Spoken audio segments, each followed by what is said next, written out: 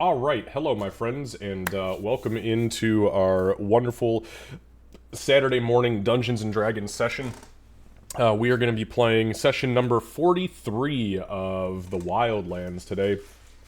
As you can see, the group has found themselves in a rather unfortunate situation with the red mist, the spectral reapers, having essentially foiled their ability to get the hell out of here easily.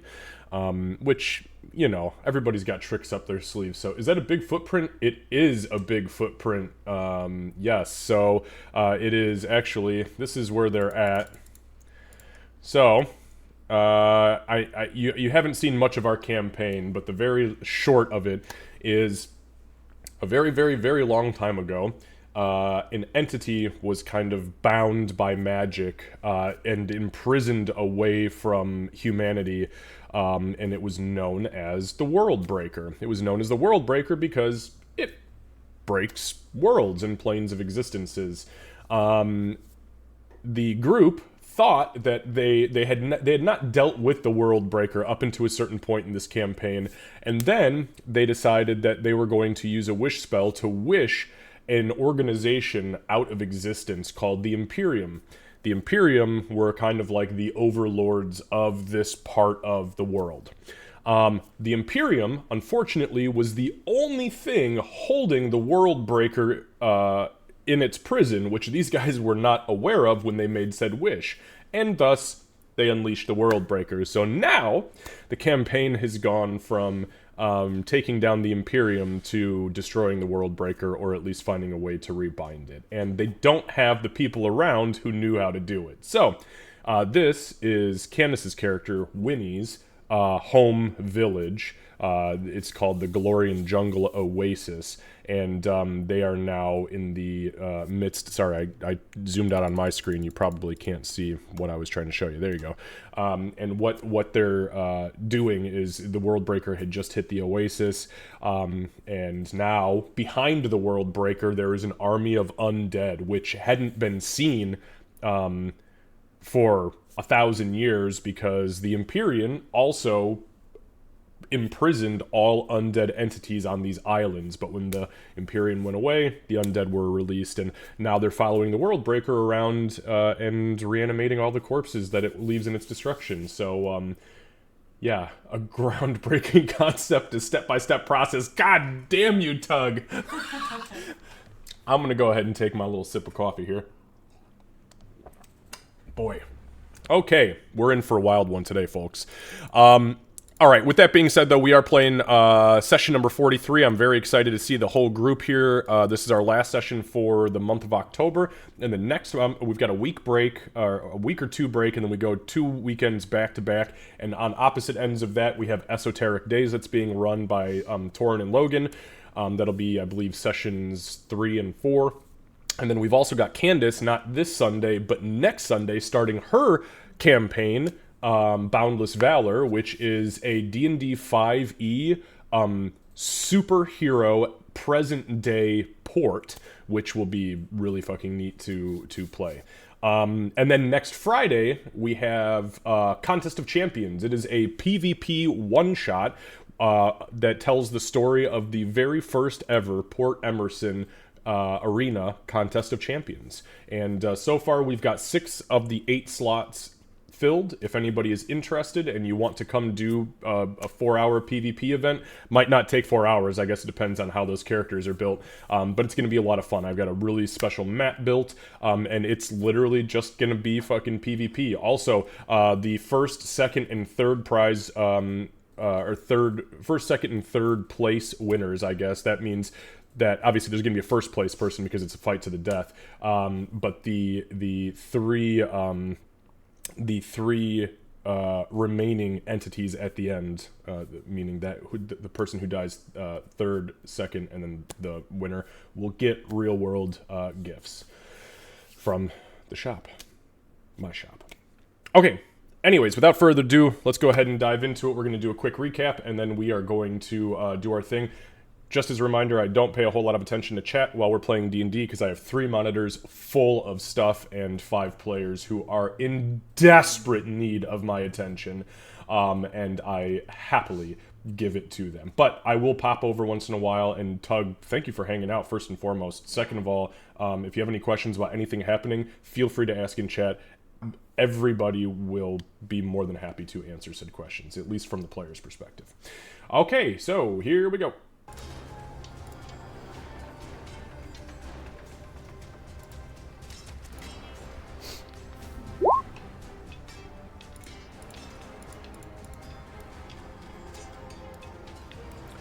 You know, Lucy, you had to get the good roll out of the way, huh? Yeah, I'm not too happy about it. I was gonna say, he's over here setting the fucking stage. Okay, alright guys, so, session number 43. So, quick recap from session 42. Not a whole lot to tell, but I'll give you the notes that I took. So the group fought tirelessly against the swarming dead.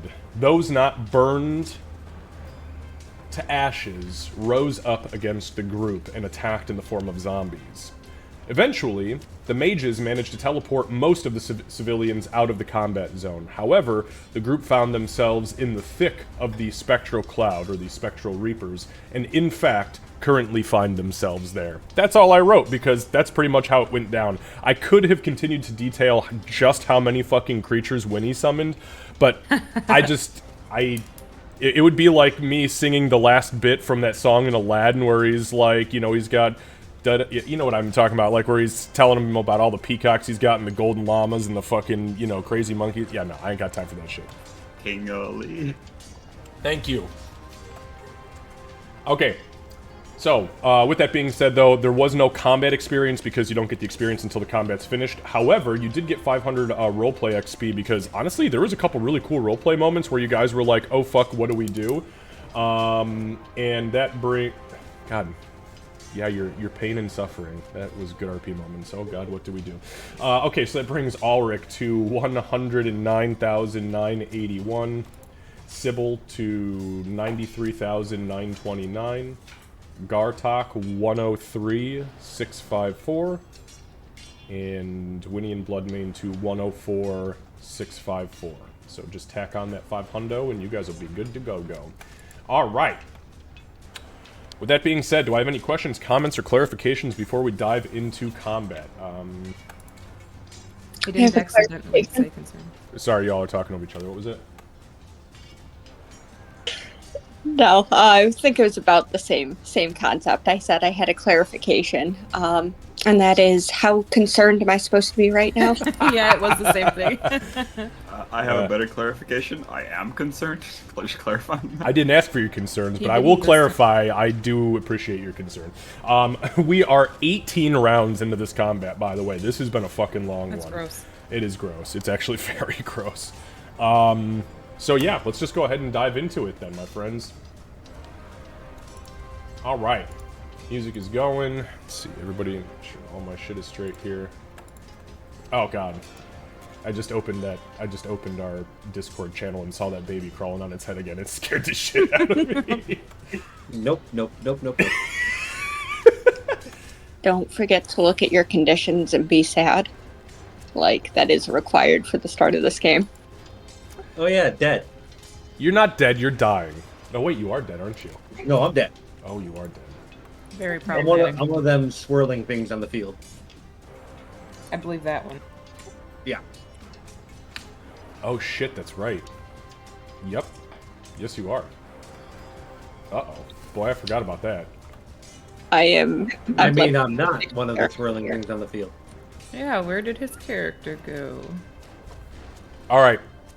So, this cloud of spectral reapers has foiled your attempt to escape, and in doing so, unleashed its torrent of cold, necrotic energy in the last round. That, unfortunately, harmed many of you and outright killed Ulrich, whose spirit was ripped from his body and transformed into what appears to be a specter.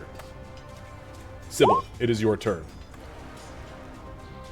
I'm in cap, so I'm pretty sure my turn comes and goes. Give me 1 second to look at the specifics on the Cloud's ability. Yes. So go ahead and give me a Constitution saving throw, please. Yeah, so you are incapacitated, but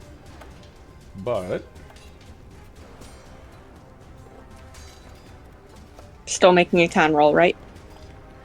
give me 1 second. Yeah, so you can't take actions or reactions, and unfortunately, that pretty much means that you can't do shit. So, yeah, so go ahead and make a Constitution saving throw, please. Okay. I spend my turn trying to summon my inner Goliath. I'm just gonna go ahead and click next. Bloodmane! Hey, speaking of the real Goliath! Yo, yo, yo. Hear me alright? Oh yeah, we can Yeah. hear you. Perfect. Good. I'm not using my headset. Alright. So, I am going to, try to attack this thing. Beautiful.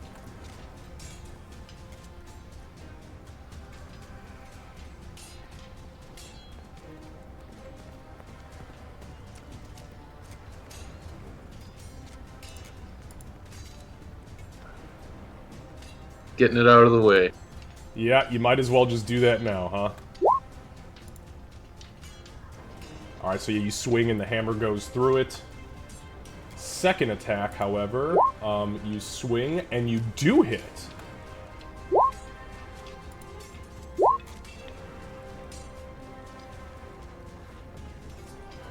Beautiful. And does that include your rage damage? Yeah, that's the +4, I believe, right? No. The +4 is from my strength. Ah, okay, so we need to add how much extra? We have to add 3 for the, rage, and then I have to roll the, cold damage. Okay.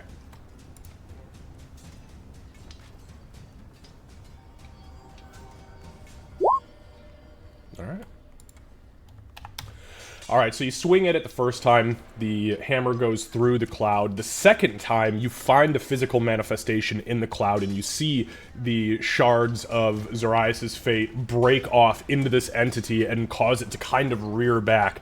It is at a point right now where the specters inside this entity are beginning to fade. They are kind of collapsing into the ground, almost like an inky sort of oil before vanishing, and the cloud is becoming almost translucent at this point. Can I use my bonus action to, summon my Grasp of the Deep tentacle?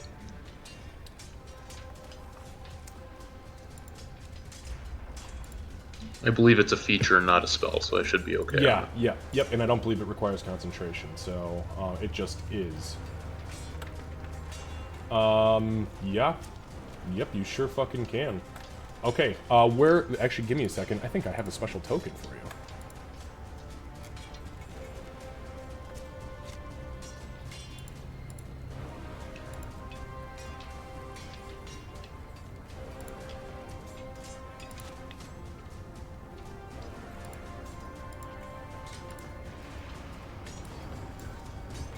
Look at that.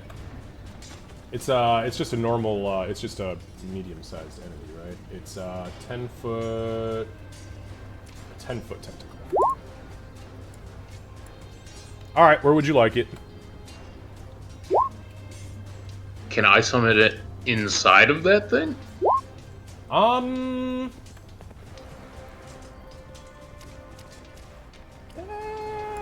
me look at...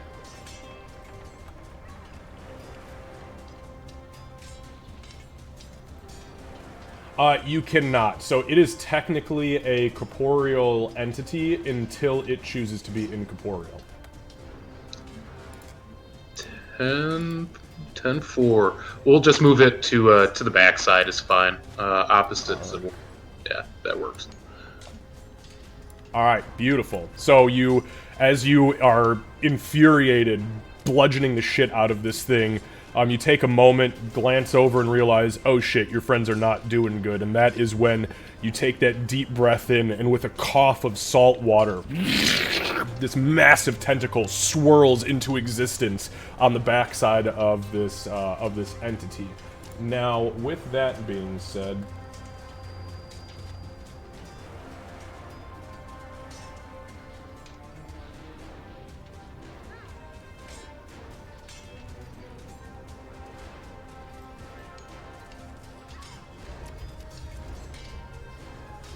okay, I'll say that you can go ahead and make the attack with it then. Okay.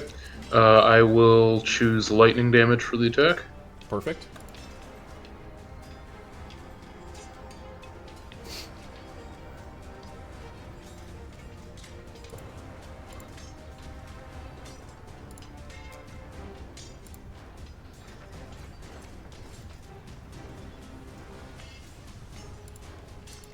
Okay, you still have to attack with it. Oh. It's a melee spell attack. Yeah, I rolled on my sheet. I can roll just in the, Oh shit, hang on a second. It's weird, it didn't show up in the log. Yes. It's cool, I can still re-roll in the campaign, that's fine. Well, what did you roll? I mean, you could just tell me what you rolled. It is... I rolled a 7-1, so 6. No. You have to roll to hit it, is what I'm saying. You have to roll a melee spell attack to actually hit with it. Yeah, I understand the damage. My bad. No, you're good.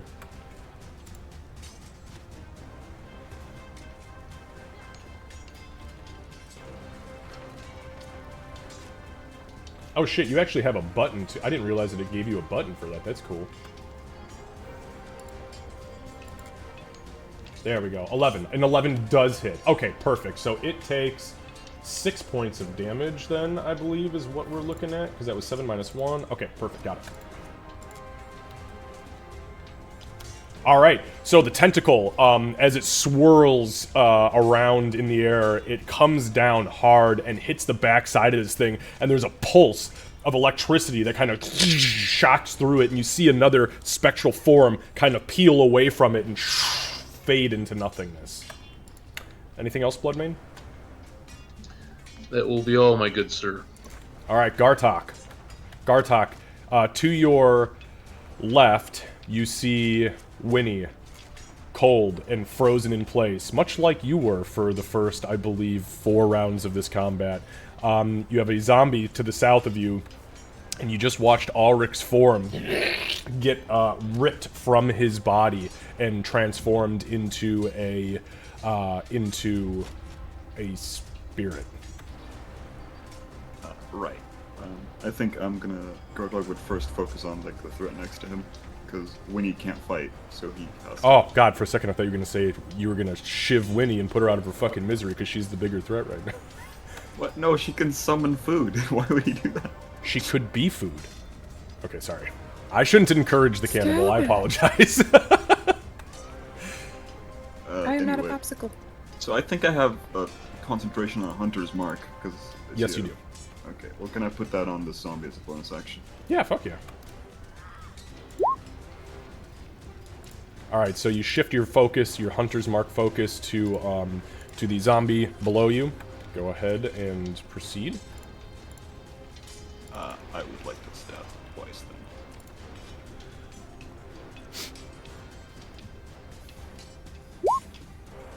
Really upset I used that good roll earlier.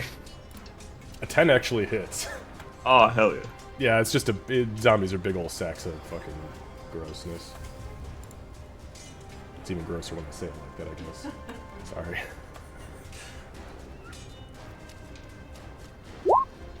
Sorry, wrong button. That was my bad. It's alright, it's alright. You can stab him twice if you want to. I'm cool with that too.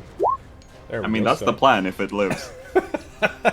It does live, so we'll take the second hit. I have Hunter's Mark damage, I believe. Oh, go ahead. Yep, roll the damage for me, please. Okay, even with the Hunter's Mark damage, so you turn and you run your sword up and through this thing's chest, and it just kind of shrugs it off. You withdraw the sword and you stab it again. Go ahead and give me another set of damage, please. The Hunter's Mark damage only happens once per turn, right? No, that's Slayer's Prey. Gotcha. You fucking Rangers, man. All your stupid bullshit.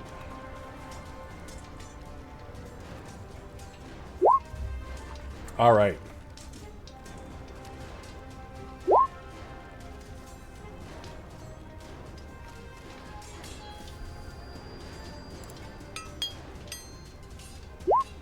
Alright. So, lucky for you, the zombie failed his Constitution saving throw to maintain existing, and as the second sword goes in, you drive the sword up and peel, like, kind of up and around its left breast and out the shoulder, and it kind of splits into this weird, almost like opening of a corpse flower, and then spills forward onto you as it hits the ground and ceases to be. Right, I think Gartok's just gonna turn around and, I guess, face Ulrich's shadow. Not sure what to do with that. Maybe help Sybil out depending on what happens. Alright. What do you mean? Sybil's in fantastic position at the moment. Alright, we'll not help Sybil out. No worries. No, no, Well, No, fuck no. you and your help. You have no complaints. Alright, let me throw a die. Okay, lucky for you, the Chilling Winds is not regained. The Spectral Reaper, on its turn, is going to attack Bloodmane. That's a 16 to hit, and I think you have exactly a 16, don't you? Yes, I do. Alright, so I need you to make a Constitution saving throw, please.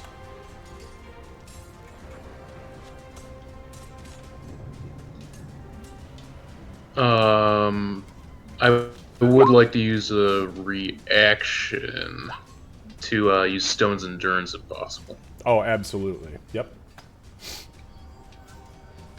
Alright, I'll do the Constitution saving throw first. Okay.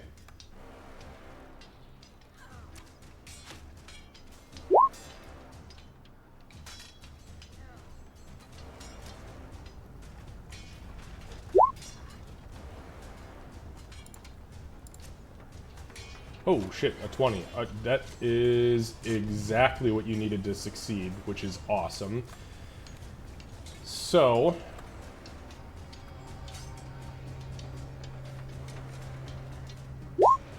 Alright, so, instead of taking the really bad effect, you instead only take 24 points of force damage and 11 points of necrotic damage.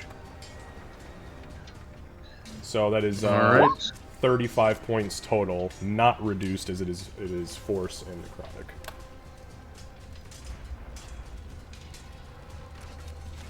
Okay, so it is going to attempt to attack you again, because it, you know what? Actually, I guess it'll try to attack the tentacle. I don't even know, does the tentacle even have, can it even be hurt? Okay, sorry, I was just rolling my Stone's Endurance. Yep, no problem. So yeah, so instead of 35, you take 29. Okay.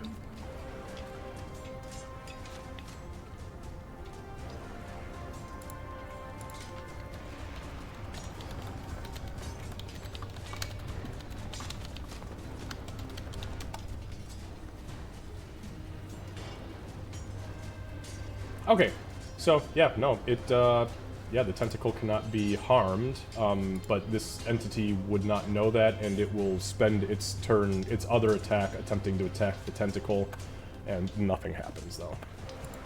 And that's all it can do. Winnie, your turn comes and goes. Make a Constitution saving throw. Okay.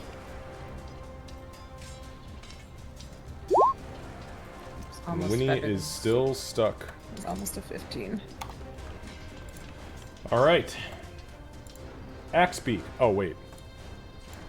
Sorry, I still have them on the list. They could come back I think, yeah. if you really want. Alright. Giant next- lizards too. I think we should have them all at the same time. That sounds like an awful mess that would break roll 20.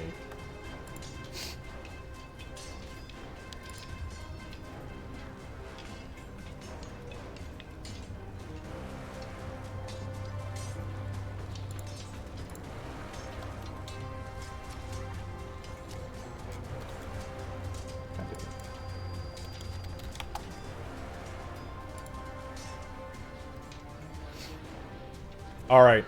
At this point, Ulrich.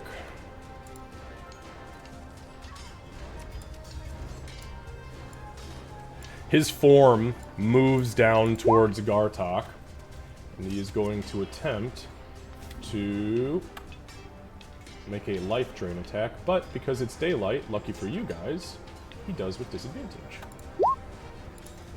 And that is a nat 1, so this spectral form kind of rushes towards you, Gartok, and as it reaches out towards you, it is wincing actively in the sunlight, and it does not manage to touch you, which is good because its hands look disgusting, like they haven't been washed in a century. All right, back to the top. Delicious. Sybil. I don't watch them. Sybil, Constitution saving throw, please. Okay. We're not gonna panic. We're not gonna panic. Thank you for being a friend. Apparently, I'm better at not panicking than I am at being a Goliath, but if I remember correctly, it's still not enough. No, that is correct. 17 does not pass. All right. But the good thing is, your turn counter goes down 1. Bloodmane! Who just did a thing? Mad James, hey, welcome on in. Am I a Alright. full-time streamer? We stream a fuckload, that's for sure. Yeah, we do an absolute load of streaming. Yes, a lot. Not full-time, but it's not 8-hour a day thing. Okay, sorry about that. But welcome on in. I don't pay a whole lot of attention to chat, just so you know. I am going to We have a lot of people attack new, so welcome recklessly. on in. Okay, sounds good.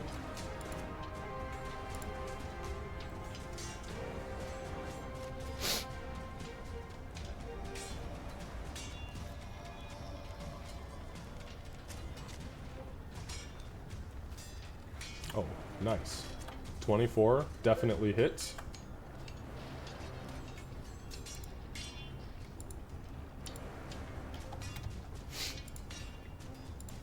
Holy shit. Okay, so that's 14 plus... I'm sorry, was it 3 for the rage damage? Correct, yep. And then I'll roll the d6 for the cold damage. Cold? Okay.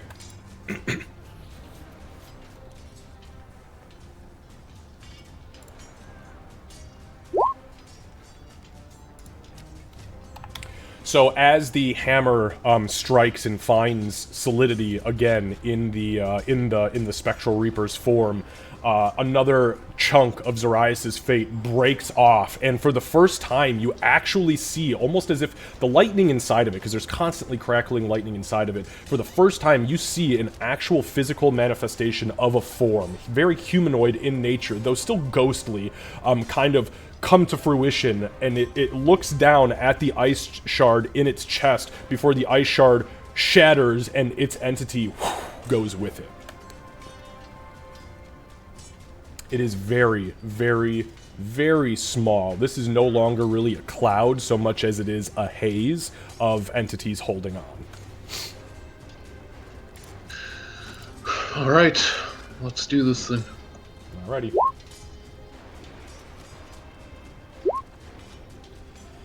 Yep, 15 hits.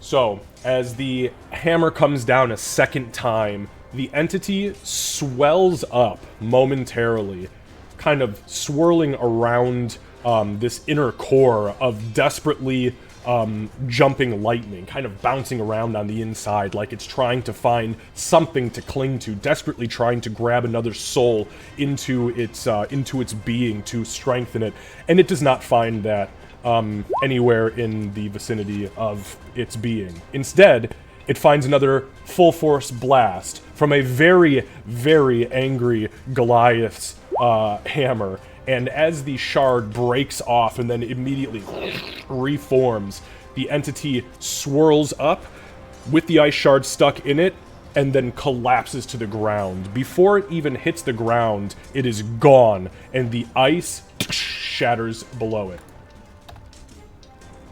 As soon as that happens,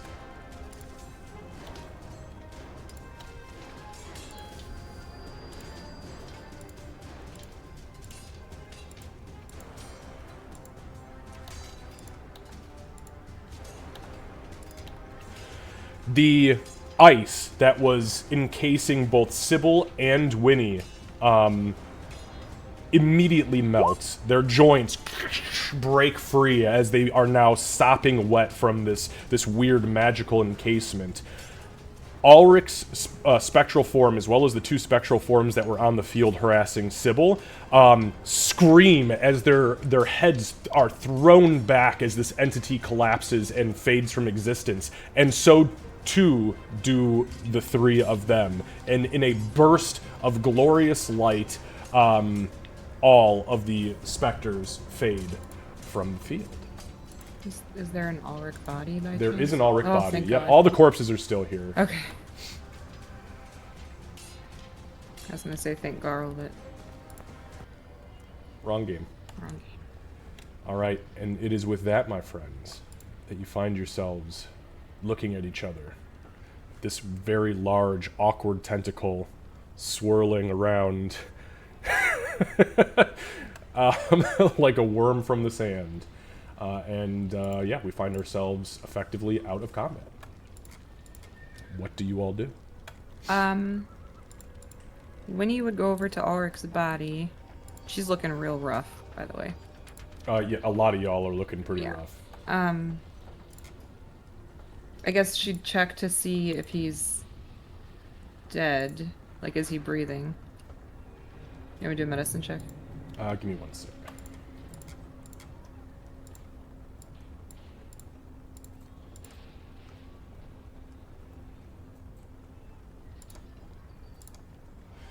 Okay, yes, medicine check, please. Okay. Are you proficient in medicine? No. Okay, never mind then. He's dead. Okay. Yeah, he's fucking dead. His body is like sunken into the point where like the scales are so he's so emaciated in his form that the scales that are pressing along like the ridges of his cheekbones and his shoulders are actually sticking up because there's literally nothing underneath it to keep it upright. It's disgusting. He's a husk. We need to get him back. We have a scroll, but I don't know if I'll be able to do it.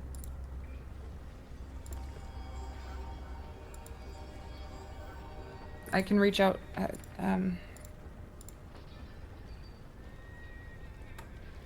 Garduck's gonna go pick up his bow that he dropped. Okay. Gartok just like turns and starts walking towards a burning building. It's about that time that the awkward, gigantic tentacle kind of like goes straight up and then like splashes as in a huge puddle of water into the ground. So I believe that only lasted for a minute. Correct. We might be able to use the sending stone to get at least one of those wizards back. If Well, let's do it. Let's do it now. If we do that, is he going to be able to be brought back? With how long? I don't know how it works. the scroll that I have, yes. I mean, he's the only one that can do the quick bringing back.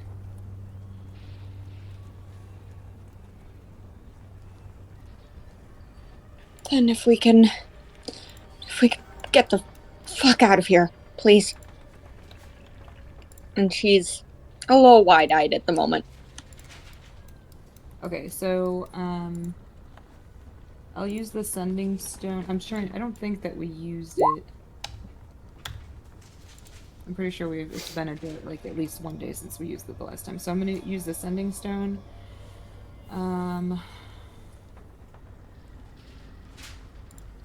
Actually, hold on a second.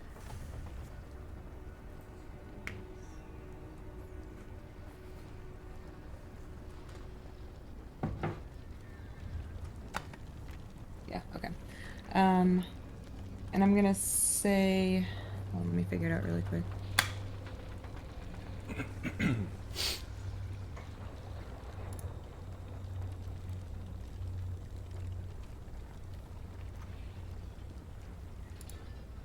Okay, so I'm gonna say need to get back to someone who can resurrect Ulrich. It is clear for the moment. Can someone teleport us? Who are you sending that to, though? I don't. So we couldn't do it to. There's only one person. I don't think both brothers were attached to the stones, right? So Ezekiel wasn't attached.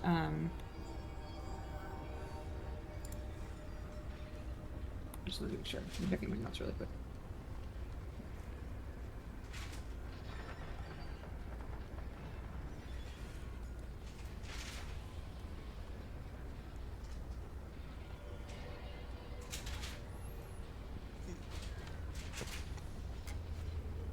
Sorry, I just want to make sure that it can't go to Ezekiel because I know we were working with him. So.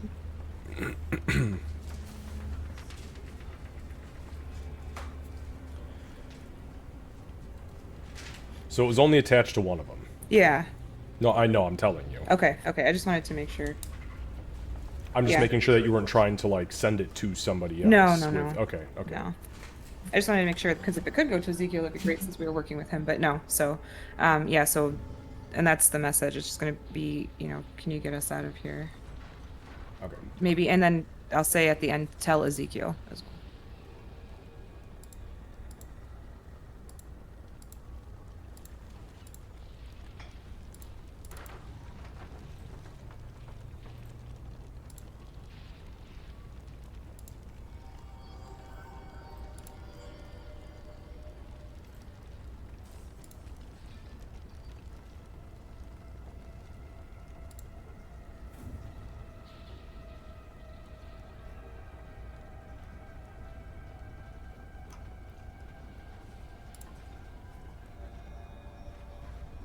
Okay. Roll percentiles for me, please. Okay.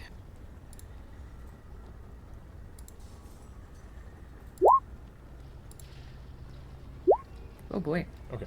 that would have been great for my fucking divine intervention. That was just. I was just gonna say that was just a warm up for the res. No, Casey gets to say it. I'm not doing.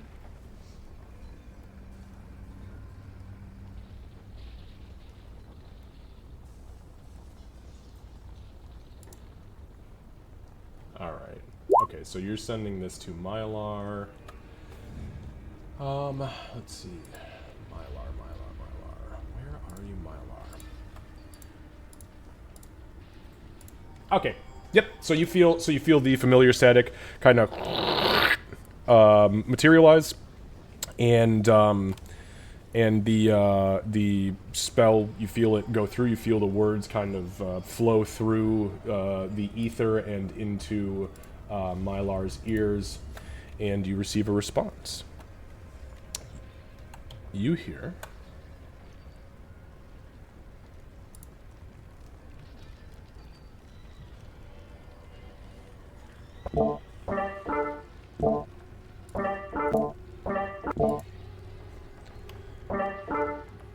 Okay, this is just a test. Can you guys hear the modulation? Yeah. Okay, it's not showing up in my voice mod that it's active, and I hate when it does that shit, but there was just an update, so I'm sure something's bugged. Anyway, so the response is... Well, of course we can get you out of there, but it's going to take a minute. The mage has just arrived, and we're missing a few. Bear with us. Okay, Mylar's gonna send people. Let's get ourselves together. Alright, are you guys doing anything else in the vicinity? Maybe, I mean, we burned a lot of shit, but, I don't think that Winnie would think to search shit right now, to be honest. She's really focused on Ulrich, so. The bodies of the ones that were survivors, is assuming their corpses are still there. Sybil's gonna kind of just go through the motions of making sure they're actually dead, not killing them, just checking. Want to clarify this. Why don't you clarify a little more? How are you doing that? Medicine. I only like checking pulses, like Okay, just okay. I was making sure that it wasn't Sybil, like, I'm checking pulses versus the other version of Sybil that we all know that's like, oh, I'm just going to slit all their throats and make sure they're dead so that they can't come back. Because there are two sides of your crazy-ass fucking head, and I got to figure out which one we're working with. Yeah. So, the problem is pulses. the slitting their throats wouldn't help. I would need to do much more, and that's not going to happen right now. Okay, well, that's good. But you considered it, and that's what I like. Yeah, it's not my intention to have that happen right now, at least I should say. Hell yeah. With Sybil, it's always pulses or punches. So, all right, so you start to check pulses. Go ahead and make a medicine check for me. Sybil has held herself together very well this Yeah, past that's actually not too 3 bad. So you start kind of, because obviously where you guys were is where the mages' circles were. People were being teleported out, and then the Spectral Reapers showed up and blasted a bunch of them, killed a couple of mages. The ones that died in that onslaught, in that blast, they are dead. They are definitely dead. They're dead to the point where the two mages that went down, the specters that rose up, were from their corpses. And the other couple of civilians that were taken out, actually, I say a couple civilians, there's actually 8 civilians taken out. They are all dead. So, and actually I can give you those exact numbers if you would like. So there was 8 civilians killed in that part of the assault that were initially alive, and there were 3 mages. So there was 11 altogether that were lost. Okay, but yes, they are dead. And it is about that time...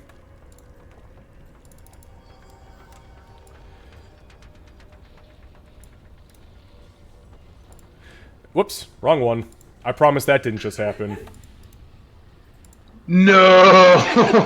Surprise, motherfucker! I'm gonna leave. I'll see you in a couple weeks.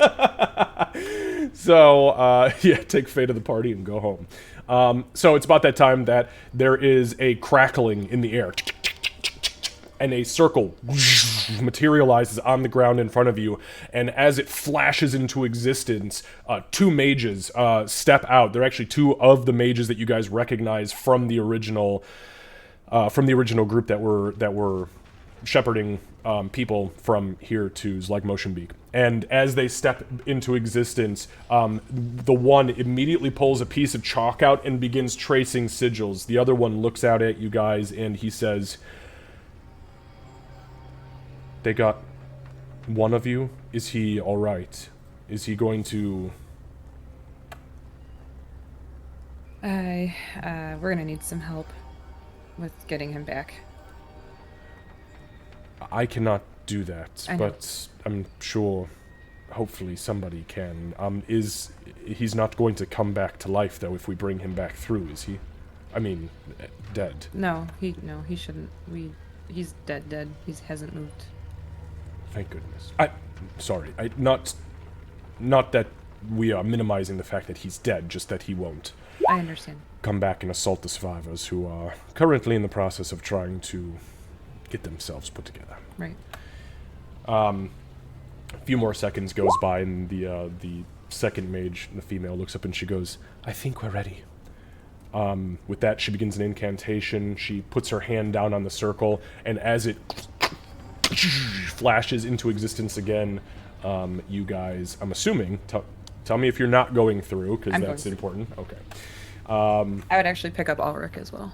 Because he's really light, right? Yeah, I was Yeah. gonna say I'll grab Ulrich, and if he dropped anything, I'll try to pick that stuff up as well before we go through. Yeah. Okay. Easy.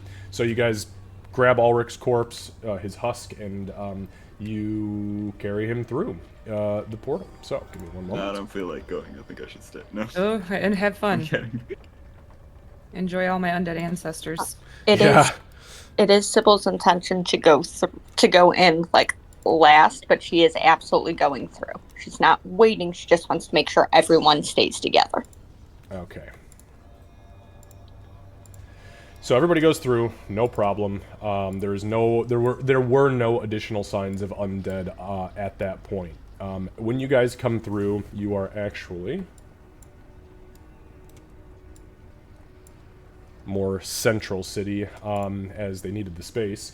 So as the circle rematerializes on the opposite side, you guys find yourselves back in Slag Motionbeak. Around you, there are hundreds of people. Now, mind you, only a handful of survivors came through, but there are hundreds of people standing around and tending to those that came through, including some of the mages that were hit and survived. Lots of healers, kind of all scattered about, soldiers, there's militiamen. So, you guys kind of wink back into existence, and this scene is kind of unfolding in front of you. What would you like to do?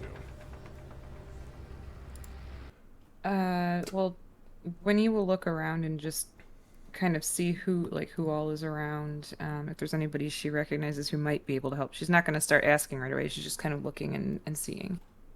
Like, Okay, she knows her mom. Sorry. Yeah, make a perception check.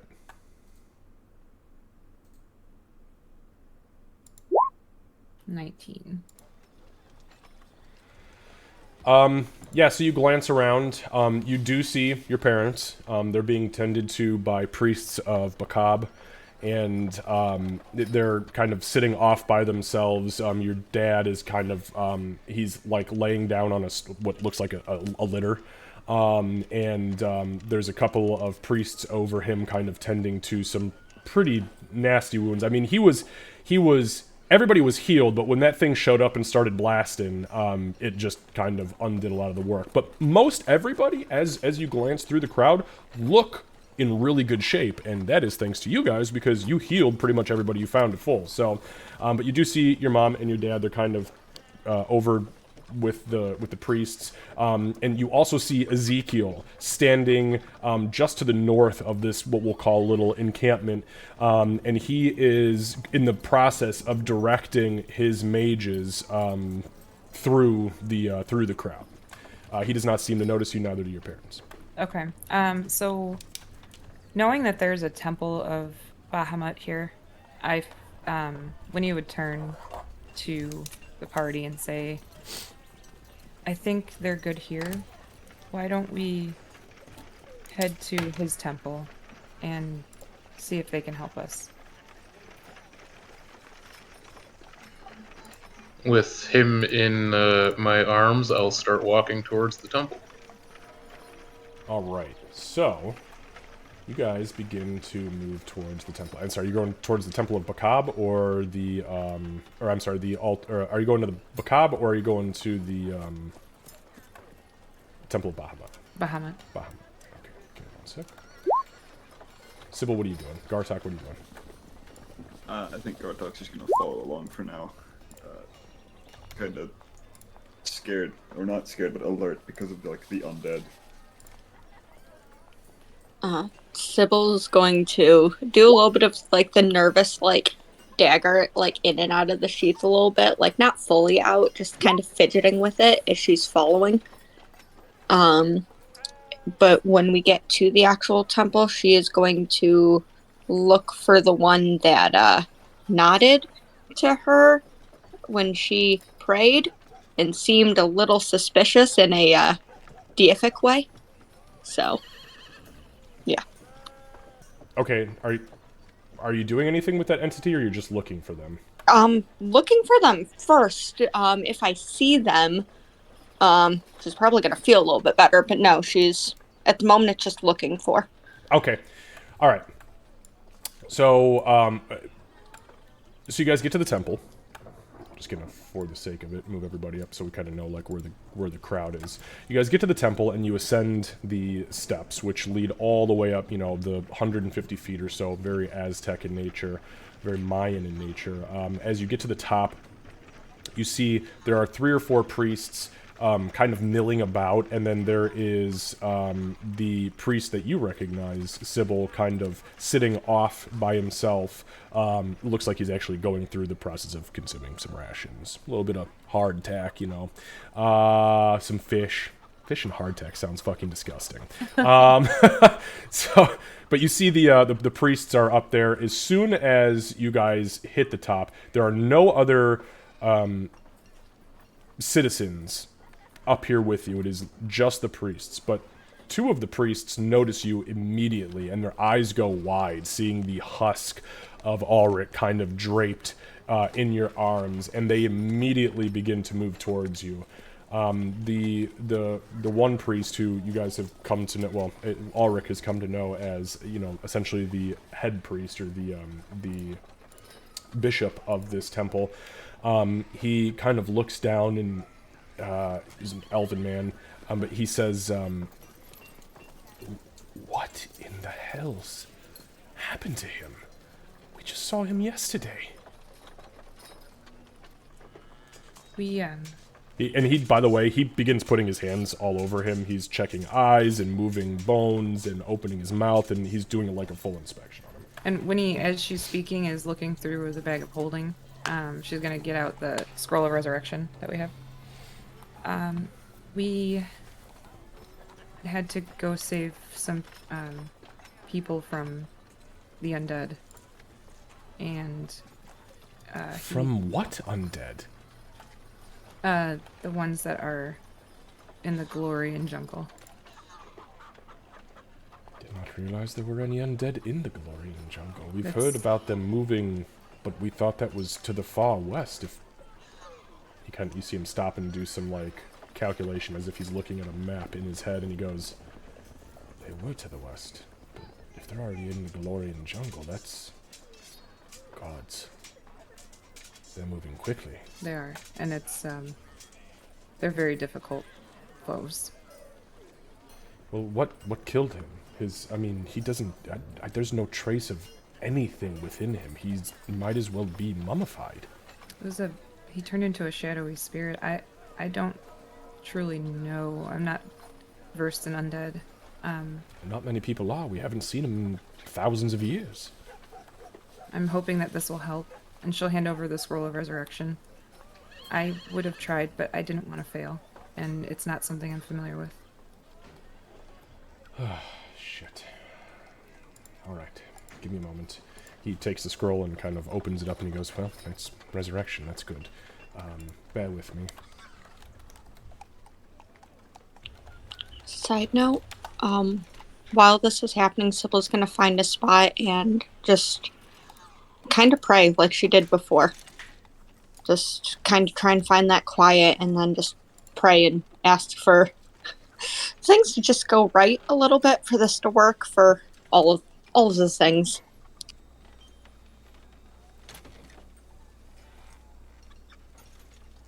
Okay, I had to look at. I had some very specific, some very specific verbiage in here, but we're good. Okay, so, the priest has Bloodmane bring the body and lay it down, kind of on the altar there, and he says it's going to take an hour. His spirit is extremely weak. This may not work. We can attempt it, but I can't make any promises. I can guarantee you that I can perform this ritual, but I can't guarantee I'll be able to bring that wisp of a spirit back into his body. We have another option if need be. We can try. Understood. Kind of looks up at Bloodmane and kind of back behind, looking at Sybil, kind of sitting by herself, and looks at you. You cannot allow him to continue to die. I mean that seriously. It's not for lack of trying. I'm not saying it is. But you must protect this man at all costs. If I am able to successfully bring him back, moving forward, there is a distinct possibility that every time you attempt to raise him from the dead, there will be a higher than 50-50 shot that he stone souls. More than that, if he succeeds another 2 times, there is almost a guaranteed chance he stone souls. We're looking at potentially close to an 80% failure rate. He is not strong of spirit anymore, and I understand it is not that you haven't tried to whatever, and we also understand, after delving into his soul, well, quite frankly, every time that he visits us, that he's very risky, and that he's very, very free with throwing his life to the wind.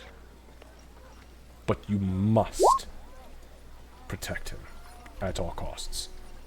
We cannot continue to do this very much longer. Understood. Kind of blinks. Let me get the preparations underway for the ritual, and we'll reconvene here in 5 minutes. If you'd like to assist in any way, you've been through the ritual process, have you not? Trying to think if I've done it on the side of not being dead. Hold on. I know how it works with my kind of magic. I'll try to apply that and help as best as I can. Offerings. He is a man of the gods. You can add and aid to the ritual as I am performing the rites and the incantations, and if his spirit is willing to listen, it may help strengthen temporarily and help assist in bringing him back to the fold, because I'm telling you right now, if I were to do this alone, there's an even 50-50 shot at this. As we like to say here in the Temple of Bahamut of Zlagmoshunbeek, it's in God's hands now. I'll speak with the rest of the group. We'll see you in a few minutes. Thank you. And he turns and begins to speak to his acolytes, and they begin to descend into the stairwells that go behind where this platform is, and begin bringing out oils and censers and all sorts of,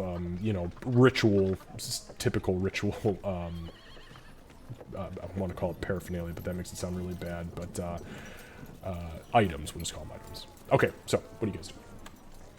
So when you would definitely turn to the group and say anything you have that you think could help, please get it ready. Understand that it may be consumed by the ritual. Oftentimes it is, but we need to help as much as we can. And she's going to start looking through her own things. I'm going to take out my original maul, the one that I started with, and that is what I will add to it. Buck? Okay. I think knowing him, and him knowing Winnie the way she is, she would actually undo her belt tabard of Obed High, and she would just be prepared to give that as well, the symbol of her own religious belief and pretty much her entire background growing up.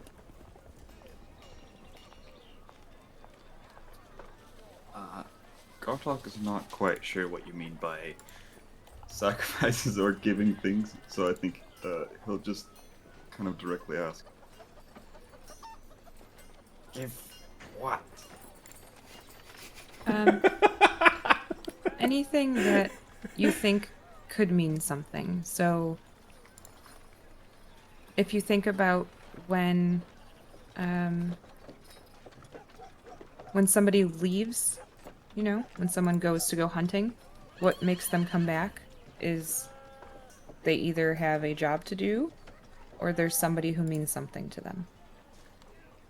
He means something to us. At the very least, he heals you, right?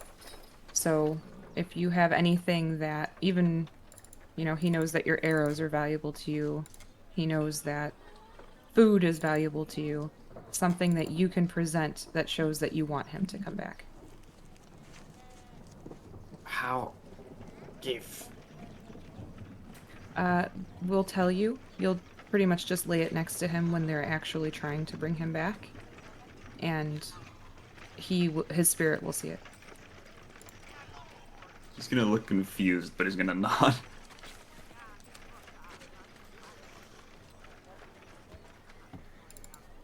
When he looks proud of herself for explaining that.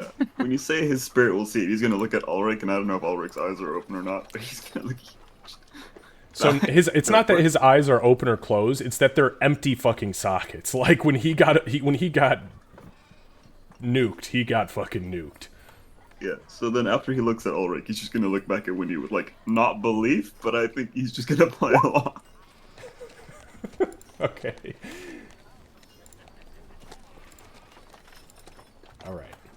So,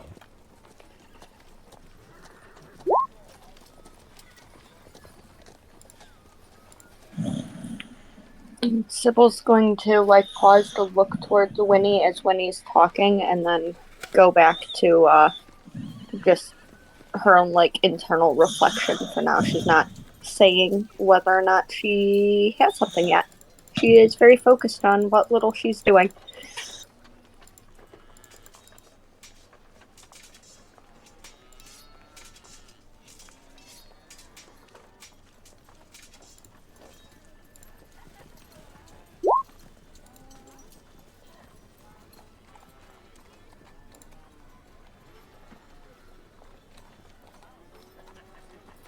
okay.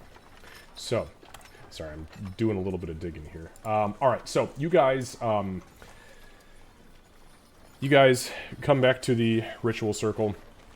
The priest kind of beckons you forward, and he says, anybody who is adding to the ritual, you can lay your offerings or give your offerings anytime. But for the next 60 or so minutes, I'm going to need concentration, so I will not be able to answer, and these two acolytes are going to be assisting me. Please do not interrupt, or this scroll could burn away into nothingness. And he begins, as soon as the first syllable of the first word leaves his mouth, the circle that had been drawn in oil around Ulrich's body solidifies and turns to what appears to be a ring of platinum, etched in different runes around his body. You see Ulrich's corpse immediately go rigid, and go, I mean, completely vertically rigid, and you see an artificial rising and falling of his chest. You don't hear anything, you don't see anything else, but that is how it begins, and he begins to go through the ritual. So, offerings. There was the maul. Okay, so Bloodmane takes his maul, and he sets it down in the circle. Ulrich, as your spirit has been floating through the ether and essentially being ripped and torn to pieces by these haunting shadows that essentially absorbed you and made you into something that you should never have been, sullied your spirit, quite frankly, you hear in the distance the sound of Bloodmane yelling. But then it gets eerily quiet. And you know it's not when he's yelling that he's raging. It's quite the opposite. And that's when, in front of you, you catch a glimpse, just a glint of the metallic hammerhead flying up and out of the darkness, batting away the shadows that are still desperately trying to shred your soul. As you feel that, you also begin to hear the incantations, which are familiar to you, of the resurrection ritual, and that's when it dawns on your conscience. Oh, fuck, I'm dead again. Not again. However, you realize that somebody is in the process of attempting to bring you back. Do you accept the maul as an aid to fend off these specters, these shadows, to aid in this ritual? Sure do. And as that happens, you guys in the material world and on the material plane, you see the maul glow brightly, almost to a point where it looks molten. The entire maul becomes encased in a almost liquefied but still solid state platinum before fading into the ritual circle, completely being absorbed into the circle. Next.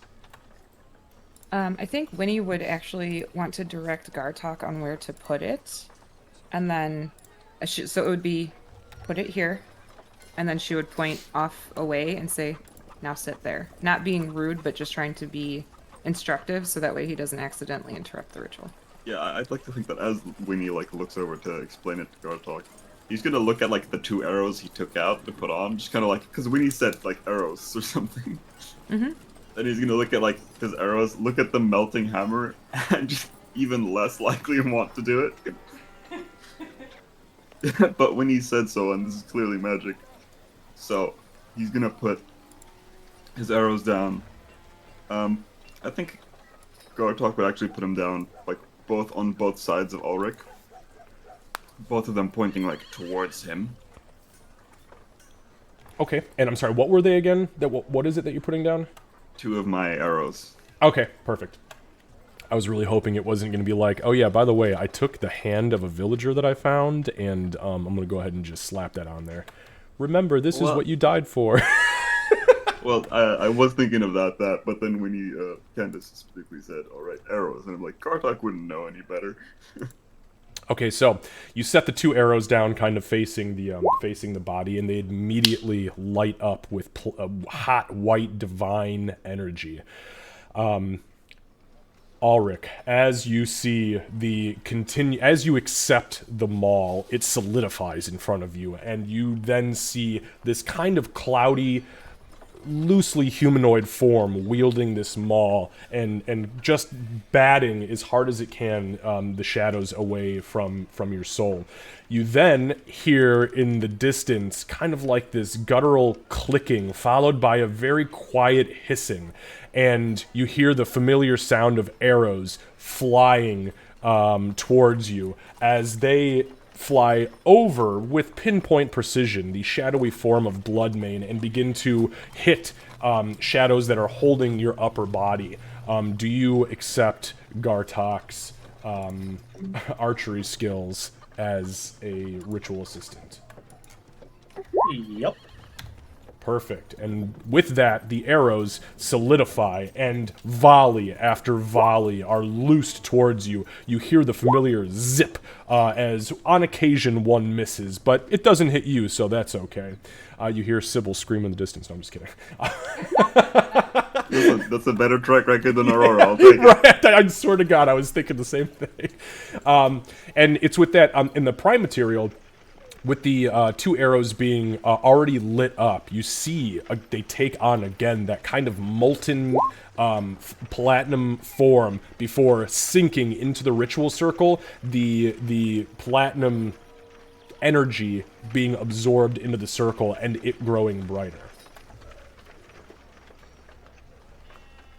Anybody else? Yeah, so Winnie will take her her Obed High belt. What is it called? Her holy symbol? Yeah, Yeah, the belt tabard? belt tabard. That was the word I was looking for. So she's gonna take that.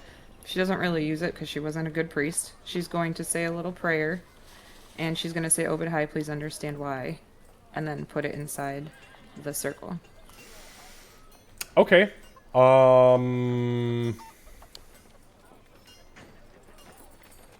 Okay, give me a second. Do weird shit on me. If it's me, I always do weird shit. Okay. Yep. All right. So, as the belt tabard of Obed High is placed in the circle, this is essentially Winnie like, look, I started a business and it flopped, so here you can have my. That's not what. No, I know. Just. It's like her dad gave her that. It was the whole symbol of what she was supposed to. We've got leftover cutlery in the kitchen. You need that? No, I'm just kidding. Always, yes. Sorry. Yes, we do. No, kid, I joke. So you place the belt tabard in the circle, and it flashes to life, and as it does so, these platinum vines kind of grow up and around Ulrich's body, semi-encasing it, as if you were going to perform a reincarnation on him. Ulrich, as your spirit is being saved, essentially, from this onslaught of shadows that are tearing at it, you see above you kind of a break in the clouds, and this beam of greenish light kind of is cast down on your face, and you see the familiar face of the Oak Father kind of materialize out of the remaining clouds, out of the smoke and clouds, its mouth kind of open.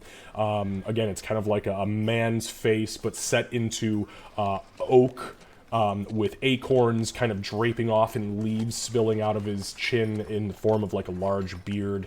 And you feel Winnie's presence only in the form of the large tangled dreads that are adorning the top of this holy entity. And you feel them kind of rushing, but waiting respectfully, as this is not this god's territory, towards you. So, do you accept the offering of Obid High, the gift of Obid High?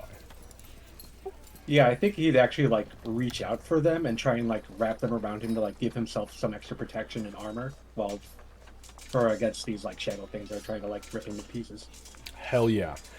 And as that happens, as you reach forward, an arrow catches one of these specters in the mouth and just tears it away from you. And as your spirit reaches up to cling onto this, you guys on the prime material, you see the belt tabard flash, and it doesn't turn molten. It flashes, ignites in this blue divine fire, and just disintegrates. The ashes, as they fall down, begin to form physical vines and tendrils around Ulrich's body, the platinum version of those leaving, and the actual natural form taking its place, kind of encasing and holding his body still. As that happens, Ulrich, your spirit reaches the tendrils, and you feel the bark kind of crawl across your skin, and you see these little acorns growing out of your clothing, and you feel yourself start to manifest and become physical. So with that being said, you guys have brought this from 50% chance failure down to a 35 with 3 successes, and I had this little bit written in years ago when I created this whole process that if you attempt to resurrect somebody in their own chosen god's temple, you gain an extra 10% success automatically. That brings us down to a 25% chance of failure instead of 50. You have reduced that by half. And that, by the way, is why I asked which temple you were going to, because there was that bonus. So if you said, nah, fuck it, Bakhab is closer, I'd be like, okay. Thankfully, Winnie has a religious background. All right, so 25% chance of failure with the resurrection. Well, I guess, yeah, Ulrich, would you like to call high or low? Oh, Well, Kat was gonna. It's a 3 maximum, but you can add. You can add if you would like to. It's always been a three potential maximum. Well, Sybil would anyway. She reaches into the pouch and pulls out the thing that she was planning on giving to Ulrich later anyway, which is the small arcane focus orb, and just sets it down like near where his hands would be if he wasn't currently floating and being all weird. And it's just the very internal. She's not saying it out loud or anything. It's the "Don't you fucking dare! You better come back! You made a promise. You damn well better come back!" And just kind of sets that down, and trying very hard not to just weep, just kind of goes back. So outwardly just silent. So as you place the arcane orb down in the platform, as the priest is finishing the last couple syllables of the incantation, Ulrich, there's a burst of energy that kind of rips through the plane of existence that you are currently on, and you are now well armored. You've got a divine presence in your face. Its face is quite literally in your face. You've got, this manifestation of Bloodmane swinging this maul. Gartok, who you can't even see in the shadow realm, quote unquote, zipping still arrow after arrow. But there is this burst of energy that ripples through, and you hear Sybil's voice booming into existence, quite frankly. "You better not do this. You made a promise. You better not do this. You better come back." And it is with that we will make our roll. You guys in the prime material do not see the arcane orb vanish like the other items. However, it does immediately rise up into the air, float above his chest, and whoom, it illuminates the entire area in bright platinum light. So we are going with low. So what we are understanding then is that if a 1 to 25 is rolled, it is a failure. A 26 to 100 is a success. Good odds.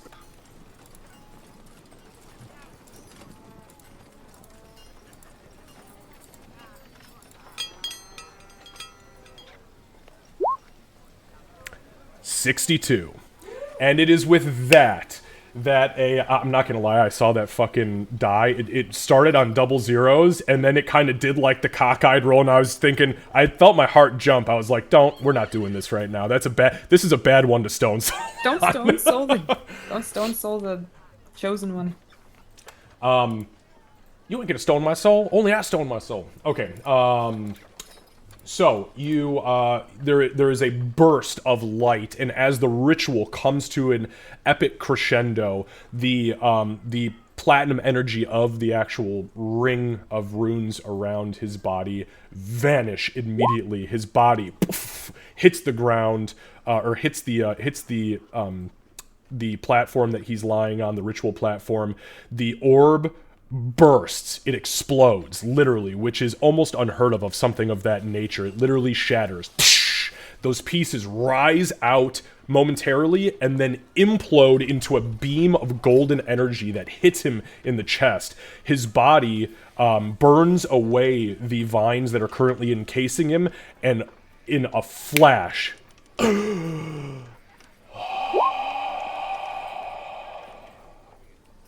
he's unconscious, but he begins to breathe, and you see fullness come back to his cheeks. You see where there were once empty sockets, eyeballs fill the eyelids, though his eyes do remain closed.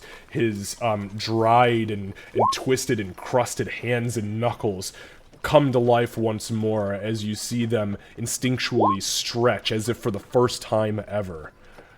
And the ritual has succeeded. Couldn't have made that any more dramatic. When he finally sits down and realizes that she's fucking hurt, and I'm gonna use close wounds on myself now that I know he's good. Beautiful. Could have used the stoles. See? This is why I ask you questions about whether you're slitting throats or checking for pulses. This is also why I'm carrying that fucking rapier, not you. Fucking baby monkey killer. Hey, can I see that rapier real quick? Hey, it wouldn't be funny if she was fucking picking pockets while you guys were all adding shit to the ritual platform. Oh, man. This could have gone so much different. Anyways. So, the ritual comes to a conclusion. And just make sure that the arcane orb gets removed, the maul, remove that. Candace, remove the scroll of resurrection, the Obed High tabard, and remove a couple arrows for me, Lucy. Alright. So, with that being said, the ritual does come to a conclusion, and the priest kind of slumps over momentarily, and as he looks down at Ulrich's body, he smiles, puts a couple of fingers over his throat, and he says, "My goodness, he is a fighter. He'll be alright. He's going to be exhausted for a couple of days, but he'll get better with time. What he needs at this moment is some rest. And by the looks of it, you all can use a bit yourselves. You're more than welcome to stay here. We can allow you to use the antechambers downstairs if you'd like, or go about your business in the city. They say that the army is on the move, by the way, and should be here soon. So, for reference." Thank you. Thank you very much for... Thank you. "You don't need to thank me.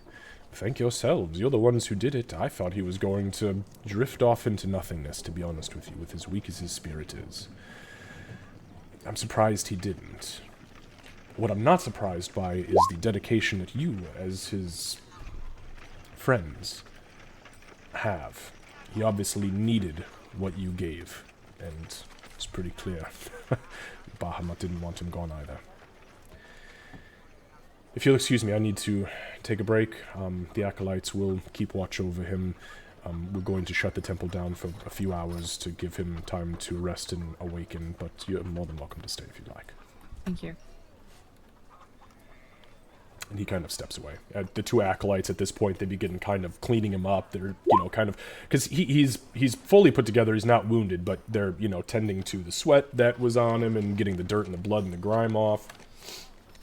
Yeah, I think knowing that he's alive and in a safe place, when he would stand back up and kind of nod at the party as she walked past and head back out to go check on her people. Her other people, I guess. Bloodmane will follow. Okay. Sybil's staying seated near Ulrich. Gartalk is just gonna be confused and probably in broken Draconic. I'm gonna ask Ulrich, the fuck happened? Why are you back? What is going on? So he is still unconscious, but... Oh, they'll probably ask Sybil, who's conscious. That's the only other conscious person. Well, you're Draconic snarling at Sybil, so she just looks at you. Yeah, I think he would Draconically snarl because he's so confused that he forgets everyone doesn't speak Draconic. And then upon your confusion, he'll switch to even more broken common, asking the exact same question. Jesus, go back to Draconic. Because Bahamut favors him, and he still has work to do. What work? Exactly what we've been doing. Hunting? Sometimes more healing, and teaching and protecting, and help putting things right, helping heal things before they're broken. Okay, and he's absolutely not understanding. You should go and see if you can help Winnie and Bloodmane. I'm gonna stay here and keep an eye on him. How bad does Sybil look? Let me take a look here. I've got your hit points. There was a lot more blood, and then she got healed, and then she got hit again and frozen, and right now she also looks very tired. Yeah, she's pretty damn near bloodied. I'm allowed to cast like lower level spells at higher level, even though they don't have like an increase, right? Absolutely. Yep. Okay, well then, Gartalk will probably ignore your orders, sit next to you, and cast Good Berry. Okay. As the only healing thing I have. That's pretty. I would have cute. given. That's really I would sweet. have. I would have given you a. hungry. I would have given you a potion, but I also don't have any of those. Yeah, it was a pretty tough fight. That was rough. I was actually planning on putting a potion into this ritual, and then realized I drank them because ow. So does Gartak say anything when he makes the berries? No, I think he'd just go. For you. Help hurt less.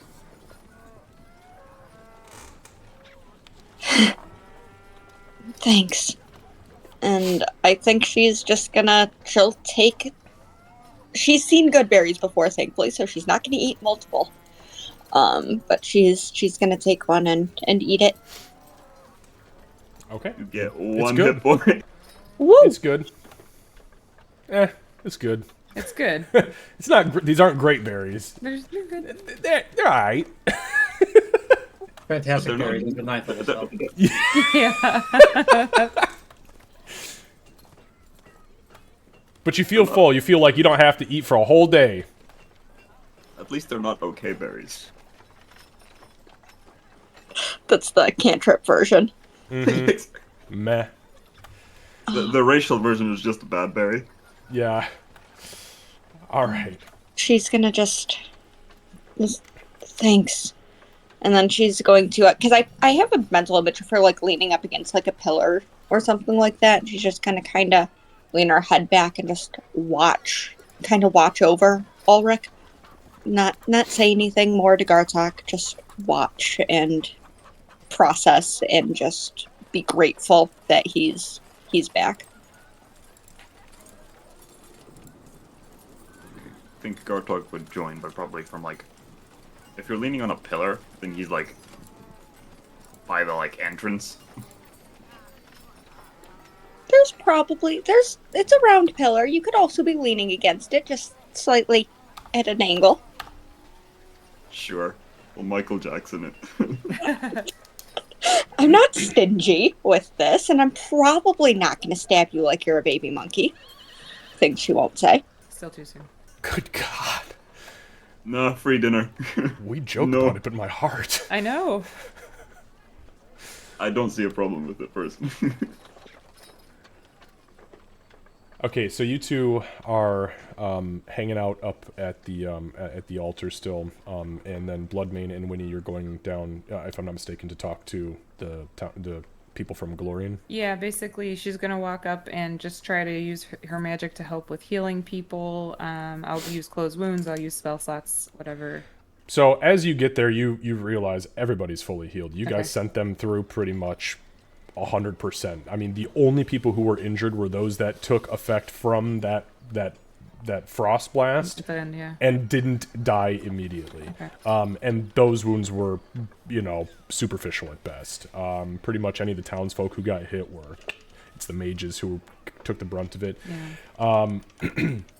But as you approach, you see Ezekiel and Lytherial, his mage leader of your guys' teleportation group, the one who had introduced himself as the captain. But he kind of flags you down and begins to walk towards you. And he says, "My God, Lytherial has just debriefed me and told me about everything that happened in the Oasis. That is far worse than we could have possibly imagined, and thank the gods that you got there when you did, because," and he kind of points back towards the survivors, "there were people who desperately needed your help. I wouldn't have realized it myself, and it makes me wonder how many of the other tribes and villages could have used this help before the undead got to them." I had the same thought while we were there, and I am sorry about the loss of your wizards as well, your magic users. My mages sign up. They are not conscripted. We are not sorcerers. We are studious peoples. So they know the risks involved, and their families will be compensated greatly for their sacrifice. Speaking of that, I wanted you to know that while we did lose 3 mages, you brought through 34 of your own kin. You should be commended for that. There may have been people who fled into the jungle, so hopefully they stay safe, but you and your team kind of points at Bloodmane and then kind of just gives like an overarching motion. You're fucking heroes. There's no way to state much more than that. You're fucking heroes. Congratulations. Well, we appreciate your help. Your team helped tremendously. Well, remember, that did come at a cost. I don't want to minimize what you've done and your heroship, but we do require, there would be 350 gold. We did have to conjure 7 circles to get everybody in and out. So, whenever, just send word. We don't need to deal with that right this moment, but just for your reference, it will be 350 gold pieces. But, again, you are the true heroes here. May we also contribute to whatever is being sent to their families? Is there more we can add to that fund? No, there's no need for that. That's all set up in funds. Look, I run a school. I run a military organization. Everything is already funded by the taxes laid down upon the people here in this land. And that's that. That's how we operate. So, no need for you to any sort of donation. I'd say if you need to do anything, take that money and reinvest it in your people. I've also received word that we've got about a day and a half or so before the military arrives from the Grove, and then at that point, they'll be moving on to the Demon Springs. So, with any luck, they'll be back at the Grove by or slightly after the 30th, which is about a week from today. If we keep them moving, if we truly push them, because I don't want them to be caught, out in the middle of nowhere, and God forbid the fucking Worldbreaker shows up. Agreed. And Agreed. get their asses handed to them. Anyways, with that being said, is there anything else that we can do for you? Lytherio told me that your friend Ulrich did not make it. Have we found rectification for that situation? He's back. He Yes, is. thankfully Good. we had a resurrection scroll, and the Temple of Bahamut was able to help bring him back. So he is currently resting, and once he wakes up, we'll collect him. Wonderful. Do try to keep him alive. Better. No, and I'm not saying it's your fault. I know just how reckless he is, as this is not my first encounter with him. But you and I both know there's only so many times. Yeah, I think we're going to be purchasing a bell and some rope before we go on our next. She gives like a weak smile. Lytheriel is just, his eyes go wide, and he kind of just like nudges Ezekiel, and Ezekiel's like, I'm sorry, that's hilarious. It's twisted. I like it. We've got to find humor somewhere in the world right now, so. You're not wrong about that. Your parents, your mother in specific, said that she wanted to have a quick word with you. Something that they had for you and your companions. Okay, thank you very much. You're welcome. I'll be in the tower if you need me, taking care of funeral arrangements for my people. Begins to kind of walk away, and he shouts over his shoulder, 350, remember? Yes. So she'd head over toward her parents, then she'd give a nod to Lytheriel and head over to her parents. Okay, so Lytheriel continues kind of with Ezekiel. You guys get down towards Mom and Pop's. Your dad is definitely he's healed, but he does not look good. Not only is this not his home, but that was his fucking, I mean, that was his everything. He's not even a druid, but that was his grove, you know.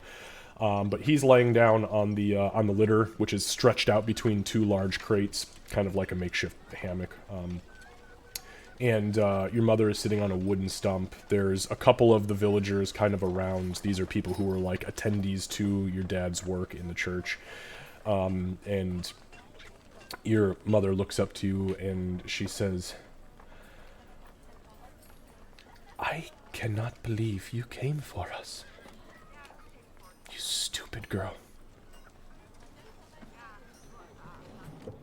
Stupid, stupid, stupid girl. To be fair, it was his idea, and she'll point at Bloodmane. She gives this huge, shit-eaten grin. I knew feeding you well was the right thing to do. If we can find... Still hungry.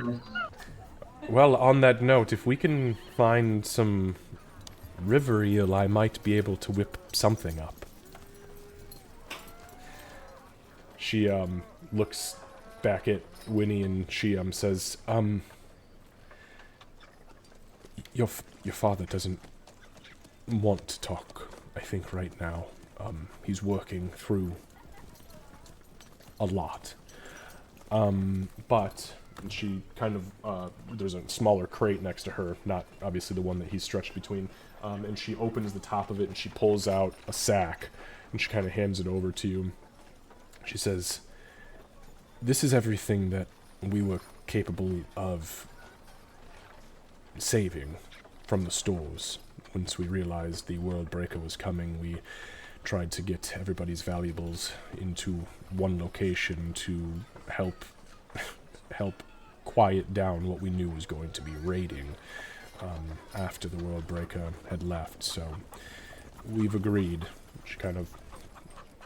we've all agreed that it should probably be in your hands as what do we need it for now? Well, you're not displaced. I know it's not home. It's not home that we know, but the Grove, you can all go to the Grove, and when Dad's ready, we need somebody to be him. Well, thankfully, 4 or 5 of the individuals who were saved are druids, so we will make use of their magic and we'll find our way there in the next couple of days. We would like to get out of here before the army arrives. We've been told by a few people that there is a military force, Yes. your military force, moving south. So that's wonderful. But we will be leaving, hopefully sooner than later. You may want to. This is just a bag of holding. I do need that back. But if you want to take everything inside, it's all there for you. So she will, I guess dump it out. she'll see what's in the bag. You of can holding just and then command give it. everything. Yeah, It's yeah. just, but if you ever command everything, it's fucking giving It's you everything, right? Yeah. Okay, so as you kind of open it and turn it upside down, you begin to give it the command to empty its contents. And as it does so, an absolute fucking waterfall that lasts easily 100 plus seconds. A waterfall of coin spits out of it. There is 7,000 gold, 2,100 platinum pieces. There are 5 large palm-sized diamonds, each worth 500 gold. And just when you thought that was done, this fucking mound of coin, and then plink, plink, plink, plink, it kind of like rapid fires, like small hand grenades, 5 diamonds, and then it lazily just spits and drops out this beautifully crafted flask that is a superior healing potion. And then it lets out a... No, it doesn't do that. She'll look at her mom. Did you get all that, by the way? Yeah, I wrote it down. I'll put it in the thing in a second. Thank you. And if you can tell everybody, thank you for this. We will reinvest it into the Grove to make sure everybody can eat and has housing and protection. We know you will. That's why we gave it to you. I mean, how else could we repay you? We were all set on death. Those of us that were in hiding, we'd have been dead, literally, if you wouldn't have shown up exactly when you did. If that's not fate, I don't know what is. So, do good things with it, and we'll hopefully see you soon. We've heard whispers that you're planning on going with the army to fight against ogres, is that right? Kind of. We're going there. The army is going to kind of distract the ogres, and we're going there to deal with a bigger problem. I see. Well, be safe. And if you would like a good meal before you go, and she kind of looks past you, Winnie, just find me a couple of river eels. They don't need to be anything like what you found in the lagoon, but... I'll do what I can. And I'll go in to try to give her maybe like a quick hug, and then kind of leave them alone if they want to have a private conversation, and give Dad a quick pat on the shoulder and kind of walk off. So mom, she kind of accepts it. She kind of puts her arms around you and gives you kind of a little mom squeeze, and then as you give Dad a pat on the shoulder, he kind of gives you a pat, and as you begin to walk away, you hear him kind of weakly say in Giant, pretty clearly. He just says, "Thank you."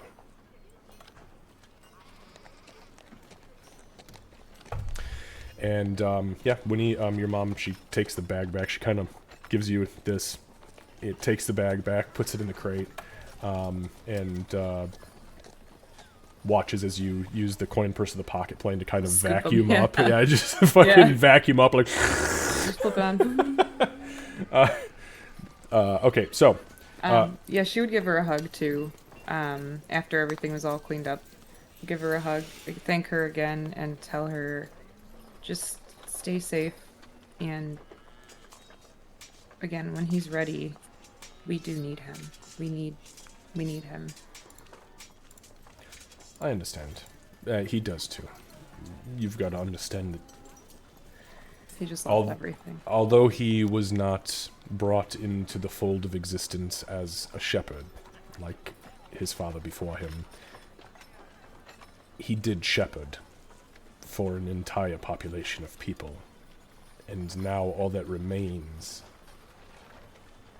is this. It's 500 people gone like that. Yeah, It's insane. it is. It is. And there's she'll speak loud enough for him to be able to hear. There are many people seeking guidance at the Grove right now. Many people who need to be shepherded in a way that I am not capable of. And when he's ready, I know that they will appreciate his presence as much as, if not more than, our people did. I understand.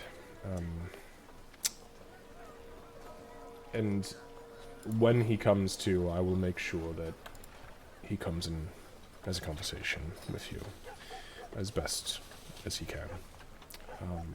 Thank you. You're welcome. I'm glad you're okay. I'm glad I'm okay too. Thought I was done. I had accepted it. It's weird. But anyways, let me tend to the others, and you go make sure that that friend of yours is okay. She'll give her dad a hug too, like a quick squeeze and then a kiss on the cheek, and then follow Bloodwing. All right. So, back at the temple, Gartok and Sybil, as you're kind of there with Ulrich, after 25, 30 minutes or so, he kind of takes a heavy, labored breath, and his head turns over and his eyes blink open. Ulrich, as you come to consciousness, Sybil and Gartok are sitting there kind of with you. You don't see Winnie, you don't see Bloodmane, and you feel there's one of the acolytes is above you, kind of dabbing your head with a wet sponge. I'm gonna kind of like look at the acolyte in the eyes, be like, where, how, when, where, what, who? He smiles and he says, "Welcome back to the fold, brother." Not again. Oh yes, but don't worry, same life this time.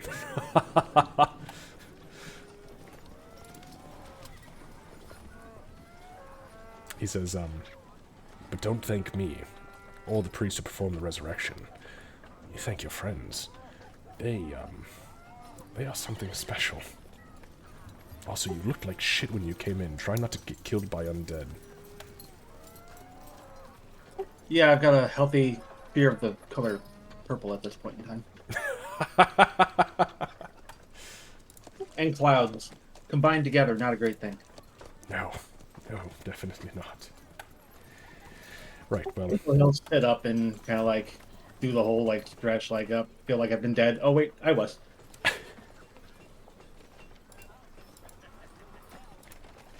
He'll look over and be like, "Okay, everyone else is all right, right?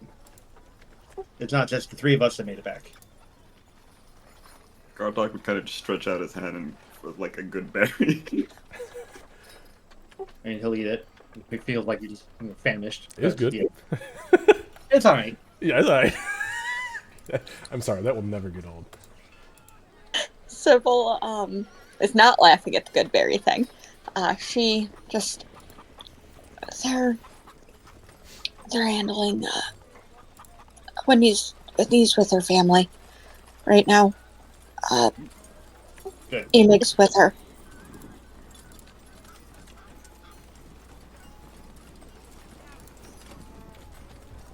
Well, shall we go join them? Sitting here's kind of morbid. Why? Do you have any of your magic left? Are you fully here, fully back, fully yes? I mean, I got a little left, not much. What you need? Just I don't know, just no, let's go. And she's gonna stand up and absolutely not just wipe at her eyes a little bit. He's gonna walk over. I'm gonna pop a beacon of hope and drop a 3rd level cure wounds into Sybil, which will be a total of 28 healing. Holy shit. Yep, that'll do it. And you feel hopeful. So say at the beacon. Almost max on the actual roll. You know what'd be cooler is Bacon of Hope. That's what Bacon I of call hope. That's the next level for Goodberry. Yeah, it's Bacon of Hope. Oh, shit. Alright. it. How do you look after the 28? She's a little beat up, but is okay. Then we'll do a second, which will be 20. She good. Yeah. As you watch, like, all of the wounds on her body just seal up and then peel off, the scabs just kind of peel off. There's, like, this gross, like, scab pile at her feet as she's just like, oh, God, it's itchy and weird. But she looks good. Anybody got a broom? Acolyte kind of Ew. appears behind you and he's like, I'll take care of that. Kind Thank of you. dustpan.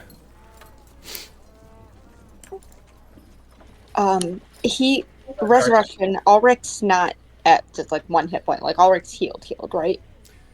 So, Well, if he has 1, it's now 2, because he had a Goodberry. yeah. That's true. That's true. No, I ate berry. Yeah, no, That's like- he returns to life with all of his hit points with Resurrection. In that But case, he does look sick as shit. He looks very exhausted. And Ulrich, you do have a -4 penalty to all attack rolls, saving throws, and ability checks, and it will take 4 days to get rid of it. Yeah, that's a bitch, man. I have it listed on my end, so I'll remind you. Sybil is going to just after the healing stuff, it'll be a thanks, and then just she's gonna like hesitate, like look towards the door, and then just like go and just give Ulrich a hug. Definitely gives a hug back. And how bad does Gartok look? Since you're standing here and I'm still in Beacon of Hope, might as well use it while we got a minute. Gartok, yeah, he's hurt. Not that bad, but No, he's Hurt. actually looking okay, but he's still got some wounds. Alright, I'll cast another 2nd level Cure Wounds to get 20 back. All right. Still looking a little messed up. a little bit, yeah, but almost. Then we'll do a 1st level for mathing 12.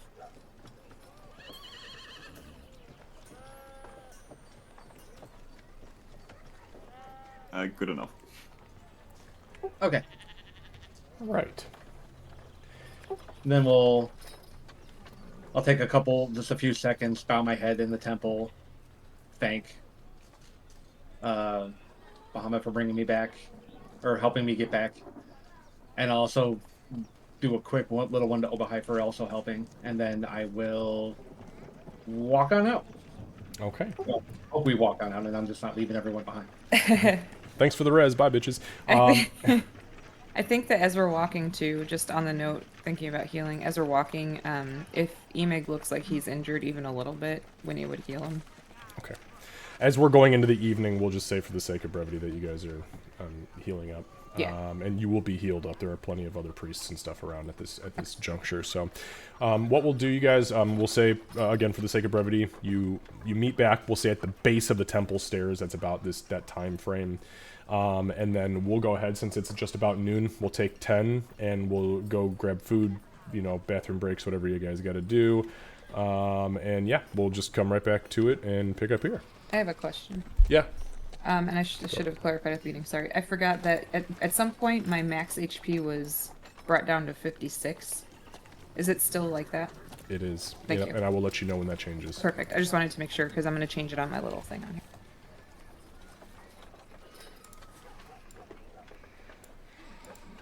All right.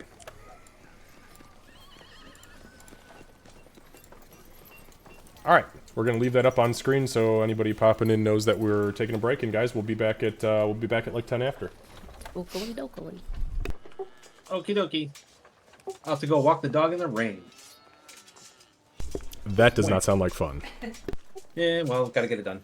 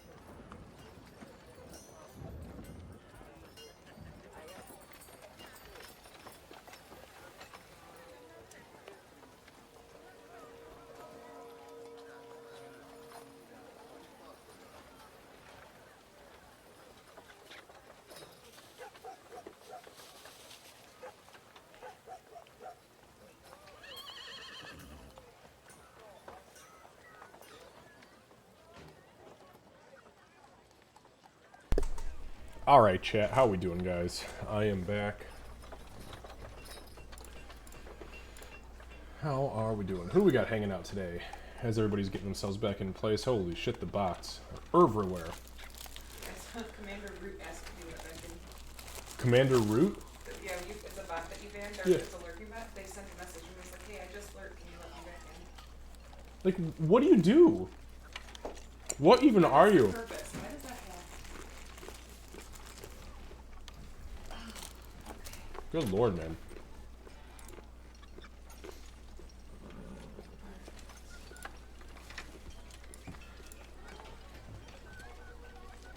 I told Liam he could join the stream if he wanted to, because they were good. Yeah.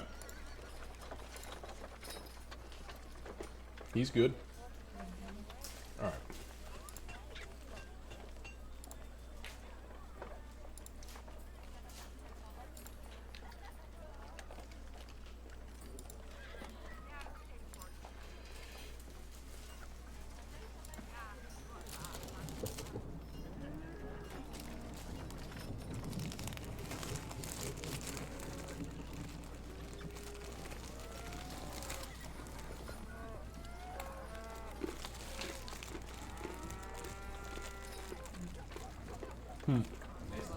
I know, I love pistachios.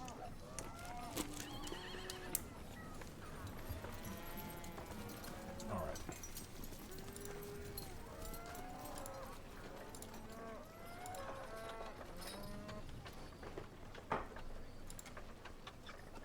Thank you for grabbing my cup. I realized I started to walk out and left it over there. I got it. I got you. I got you. Alright. It had actually stopped raining, so I'm very much happy about that one. Oh, good. Hell yeah. I'll take the win where you can get it. Yeah, I now have a rocket on my feet. That's the best kind of rocket to have on your feet. Mm-hmm. Fluffy rocket.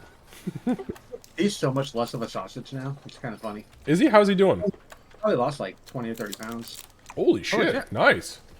I've lost 60 so far since I moved, so. Wow. I was gonna say, your cheeks look real thin. At first, I wasn't sure because if it was your facial hair, but no, it's your face. Yeah, down like 60 pounds since I moved. Nice, man. That was the right fucking move. Yeah. I'm really glad you got out of there. Was Dressed very as a much, bitch. it was very much a good idea, like mentally and emotionally, and maybe not so much financially because I'm struggling hard. But you know, it is what Yeah. it is. Living on your own is, yeah.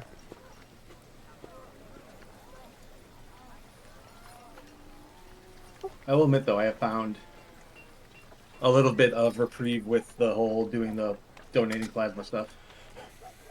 It adds up. If you do it regularly, it does add up. I donated for, I think it was almost 5 years straight, and I did 2 donations a week. I made a lot of money off I was of gonna that say shit. that funded our relationship at the beginning. It literally did. It funded her and I being able to drive from Iowa to Illinois every week to see each other for the first like 6 months. Yep, because I was making shit working at the doctor's office. And I was working at Gordman's, and I definitely made shit there. Yep, I do plasma twice a week, usually every Monday and Saturday. I skipped this week because of being very sick, but that's the only week that I've missed in a very long time. Yeah, I pretty much go Monday before work and then, or Monday after work and then either Saturday or Sunday. They messed up bad last week. They infiltrated the vein, so my right arm is completely out of commission for That's like. what he was telling me. So it's all bruised and Holy nasty. shit, that's no good. Yeah, like my entire, can't really see it, but like my entire forearm is yellow at this point, but it was 3 weeks ago, so it's still messed up. Trainee did it. They still paid me for the full thing, which was nice, so. Oh, Oh, that's that is nice. good. Yeah. Sorry we blew your vein out. Here's 30 Here's the bucks. money. Have a nice day. Don't tell anyone. Oh man, $30 is nothing. They pay $100 per. What? Why not? Holy shit, boy. Inflation. Inflation is shit. 'Cause back when I was in college selling my plasma blood for drugs, that's what I've spent it on too. I bought weed with all that fucking for 4 of the 5 years. Then the last year when, I was trying to do good things, it was just to put gas in my car so I could see Candace. Mm-hmm. So we could do drugs together. No, I'm just kidding. No. That came way later. It did. Yeah, it's 100. It was 100 for the first 5 that you do, as long as you do the first 5 in a month, and then it's 65 thereafter. So Wow. Yep. That's For the rate. the one out by me, they change it every week a little bit. It varies by like $20, but it's usually like 40 for the first one in a week, and then 70 to 90 for the second one in a week. Wow. Man, fuck, I might have to start getting I my was blood saying, drawn I should again, be- I because should be we don't doing even need the it. money, but, like, I kind of want to do it just so I have it. Like, Right. hey, I got this, I know I got the vein. I actually still got the scar on the vein. Yikes. Yep. My problem is that unless there's one specific lady there, my arms are apparently weird, and I will alarm out the machine more often than not, unless it's one particular person. I don't know what the trick is, but so it takes me like 2 hours, which is not fun. Jesus, I was in and out of that place in 50 minutes flat, but I'm one of those weird super hydrated people, so eat a lot of protein, very hydrated, boom, in, out, 50 minutes, take my blood, let's go. Oh, I minimal caffeine, a lot of water beforehand. Like I do the things. you might just have like small veins. They can't pull so much through it. Yep, that's exactly it. Half the time they have to turn down the returns and stuff because I'll get the feeling all the way up my arm, and I'll get the tingling in my lips, and I'll be like, hey, this doesn't feel good. Can we turn this down a little bit, please? Did you try turning it off and back on again? Oh, you don't want to do that when it's in the middle of the cycle. No, we just did that in this game. They turned me back on. I meant her veins. They do try. I think that's the problem. All right, guys. So we're back. Let's see here. Okay, so you guys are coming down the steps. You all meet back up. Winnie and Bloodmane, you can see that Ulrich is alive. He looks like shit, but he's alive. Should breathe like a sigh of relief as she's walking up. And just give him a nod. So what I miss? Well, you died, That hard I got. and then Emig and Sybil destroyed the weird cloud thing, and everything else disappeared. Did anyone get through my circle? I didn't even look. I just ran to go. You find saved out. a lot of people, including some of the mages.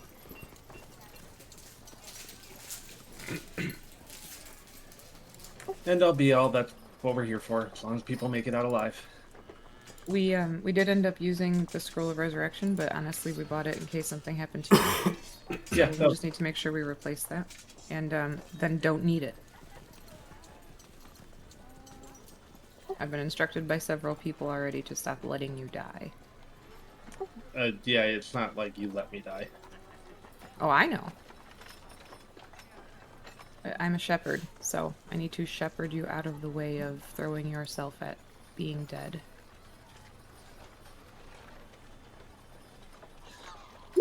How about we all just try not to die, please? I can't. Just please. Especially since if we die, we might come back and try and kill each other, and I can't. Just, please, just stop dying, everyone. Not just like Ulrich. Not die. Okay. Everybody be like Gartok.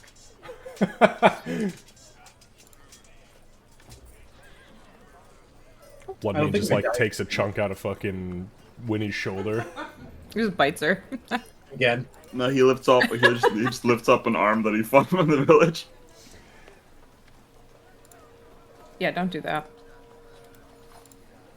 Okay, so we have a day to a day and a half before the army arrives.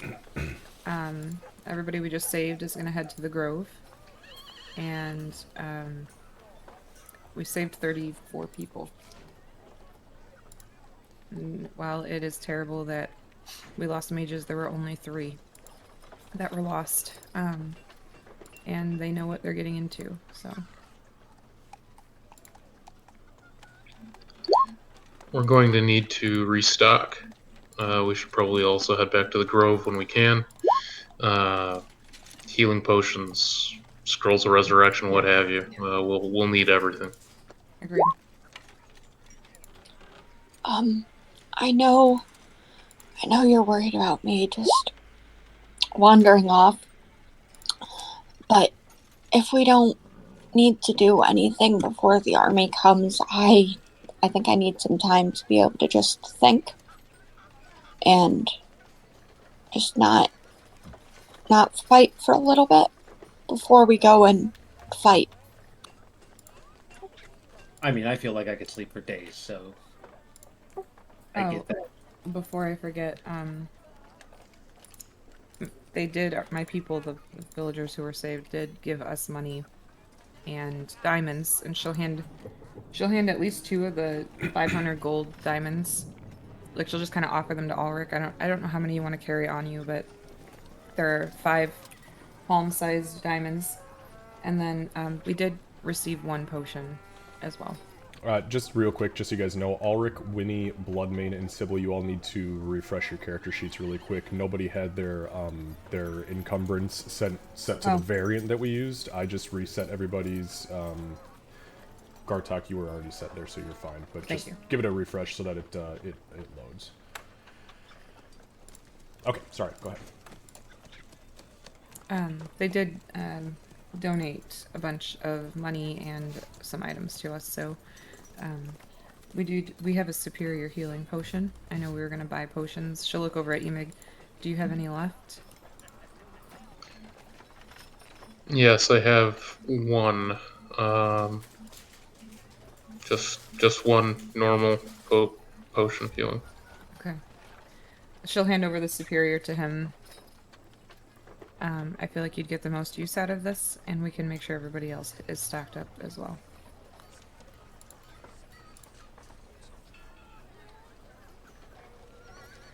I think at the mention of buying things, Gartok will turn to Sybil again, and just kind of go, "Buy poison."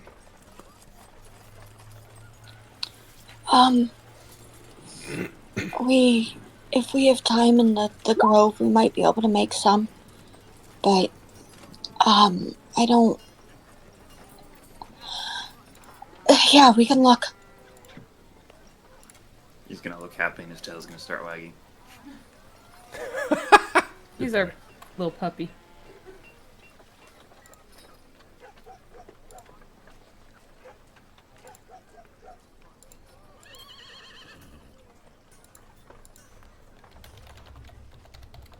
Are we staying at the Serpentine? Yeah, what time of day is it? Also, if I can ask where we are with the moon cycle. Absolutely. So it is about. It's creeping very late into the evening now. Well, not really late in the evening. We'll say it's about 9 p.m. ish, and the full moon comes in 2 weeks. It begins on Friday, the 7th of Ogtet, and runs through the 8th of Ogtet.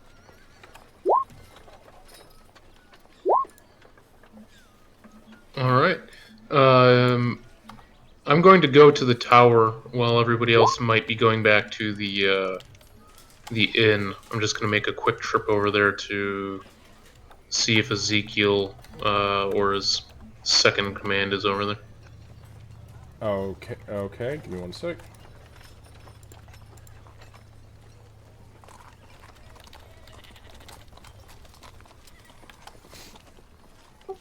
Hey, Winnie, do you mind holding on to the Breaking Bones and Battering Rams book, because I don't really need to carry this around with me?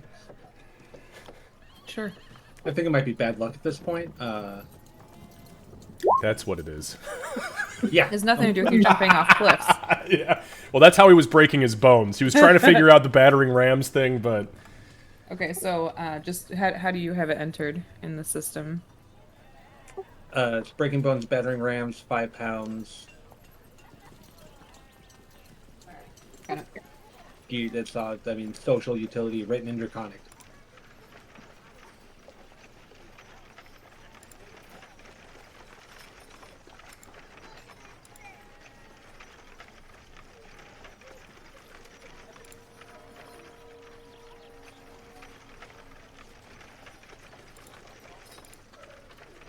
All right.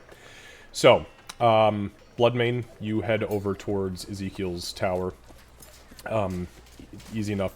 Nobody stops you guys anymore here. Not often, anyways. So you go into the into the lower level of the tower, and Lytheriel is there actually talking with the clerk. And you approach him, and he kind of puts his hand up to the clerk and looks at you. Yes, is there something we can do for you? There is. Good evening, Ethereal. I need some components for spells. I need some short lengths of copper wire, if you happen to have any on hand. Copper wire. He looks down at the clerk. Do you have alarm components and install?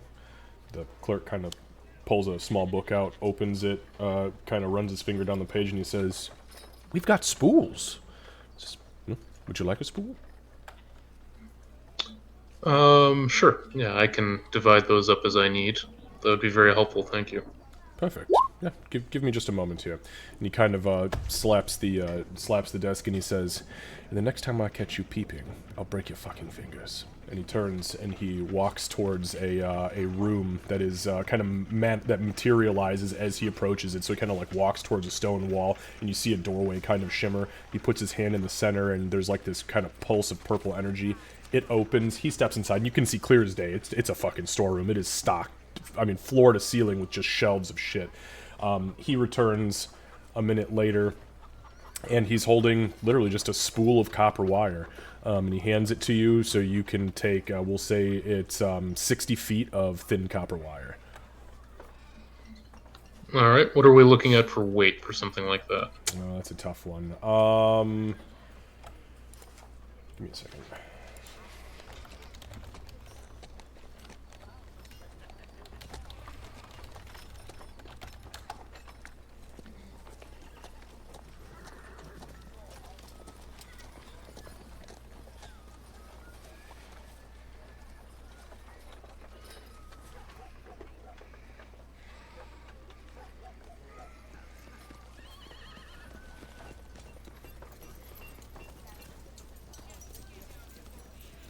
We'll say that it is, we'll say the entire spool is 6 pounds. Okay, I will add that and give my thanks and head back actually towards the river. Alright. And what is everybody else doing at this point? Well, we can't really buy potions here, can we? Pretty sure those have to come through our vendor.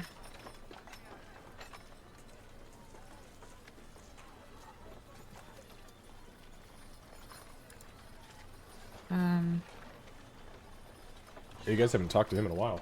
Yeah.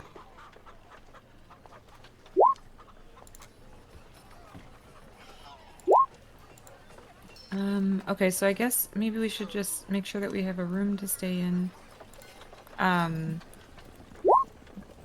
Winnie would kind of watch where Emig went, initially at least, so that she had an idea.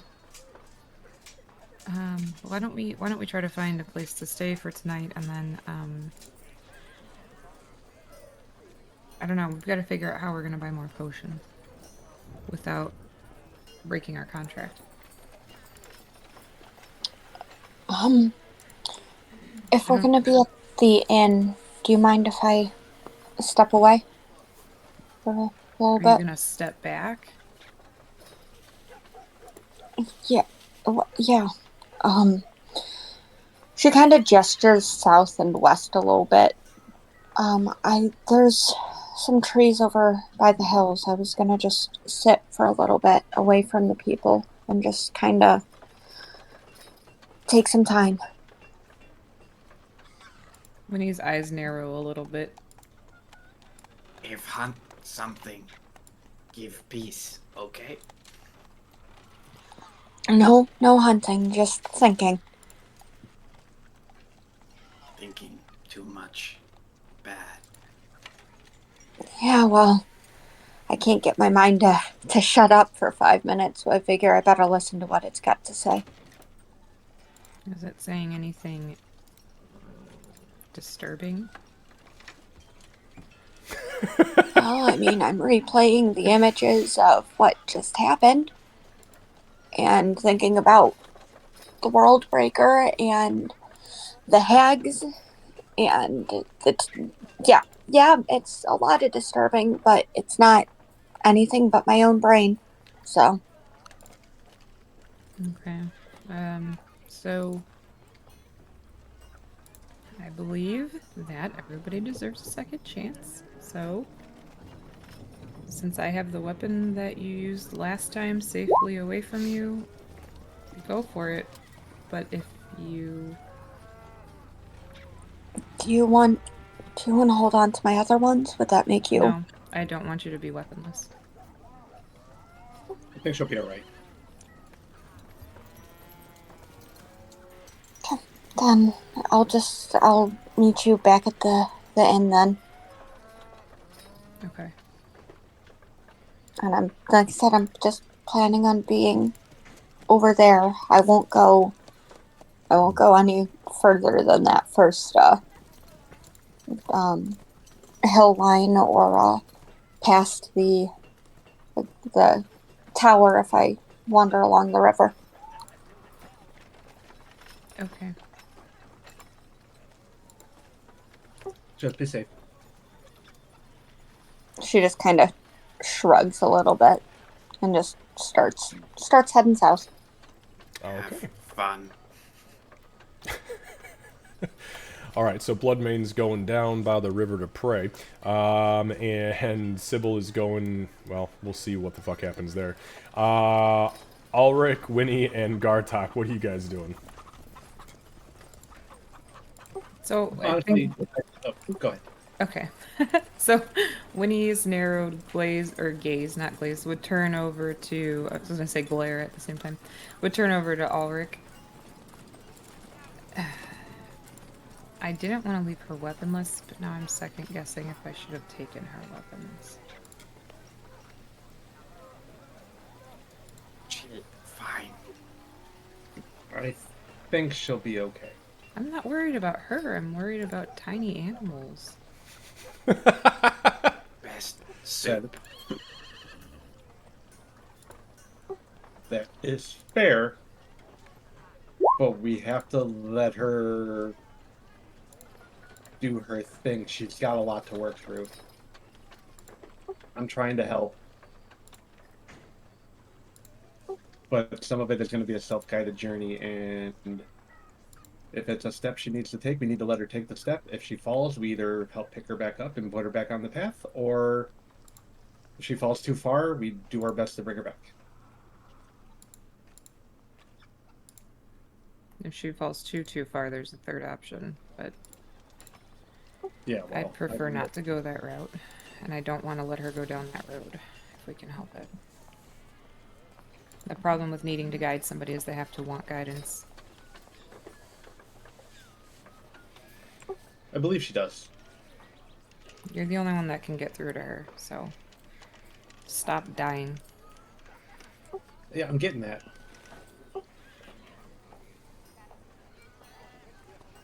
All right, let's what else do we need to do? Do we want to just go get a room? I think I know where Emig went based on an earlier conversation. But I think that he needs time too. Yeah, that was an ordeal. We all need to decompress, relax, take this day and a half we're going to have before we need to start gathering and marshaling forces. I feel like I could sleep for days. I am beat to hell. I'm gonna have a good cry first, and then a good That's sleep following. yeah, that's the good healing options. I'd like to think that when he said there's a third option, Gartok would like have pulled out his bow, and then just laughed. Because Gartok doesn't understand how this like civilized society works. So essentially, he's just gonna just wander around, look for like an open place away from people, and then just find some sticks and like sharpen them to be like blunted arrows, I guess, to use for practice. Okay, give me a survival check. That's kind of interesting.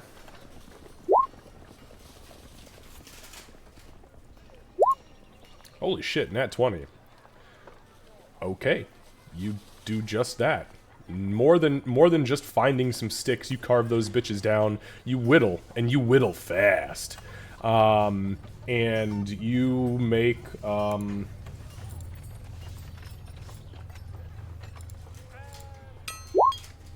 yeah, we'll say that you make like 6 damn near flawless. You whittle 6 blunted arrows, and even managed to find a couple of reeds, river reeds, that when you flake, you recognize these from up north where you're from, where when you trim the outside, the inside will kind of fluff out and create a feather-like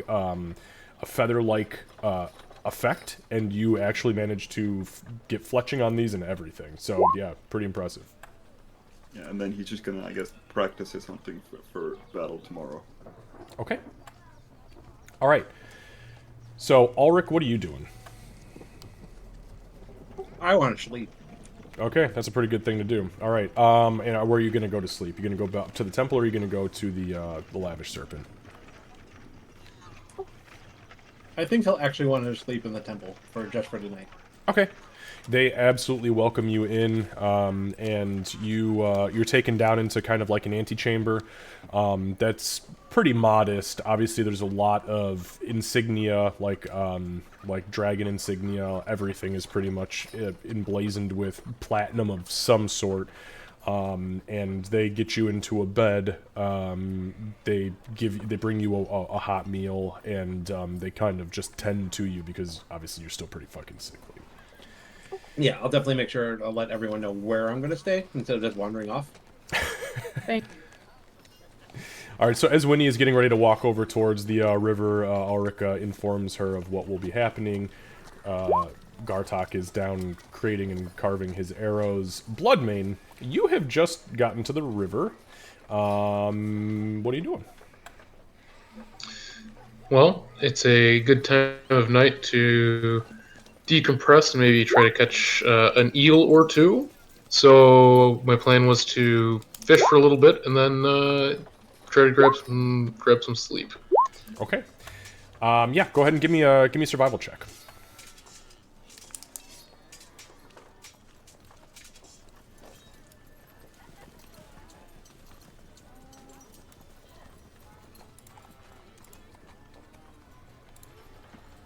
All right, 5. Not great. The first, like, 30 minutes or so are pretty uneventful. It's not that you don't know how to fish, especially for eels, but it's just that there's absolutely nothing fucking biting. As you kind of begin to reel in after a cast that you've thrown out, you hear somebody walking up behind you, and as you turn and look, you see Winnie approaching you.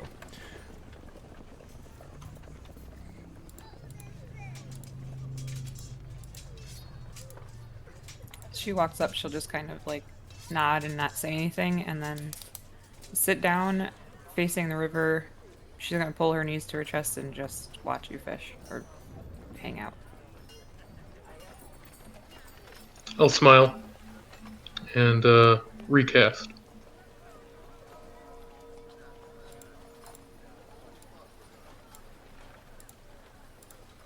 All right. Go and give me one more survival check.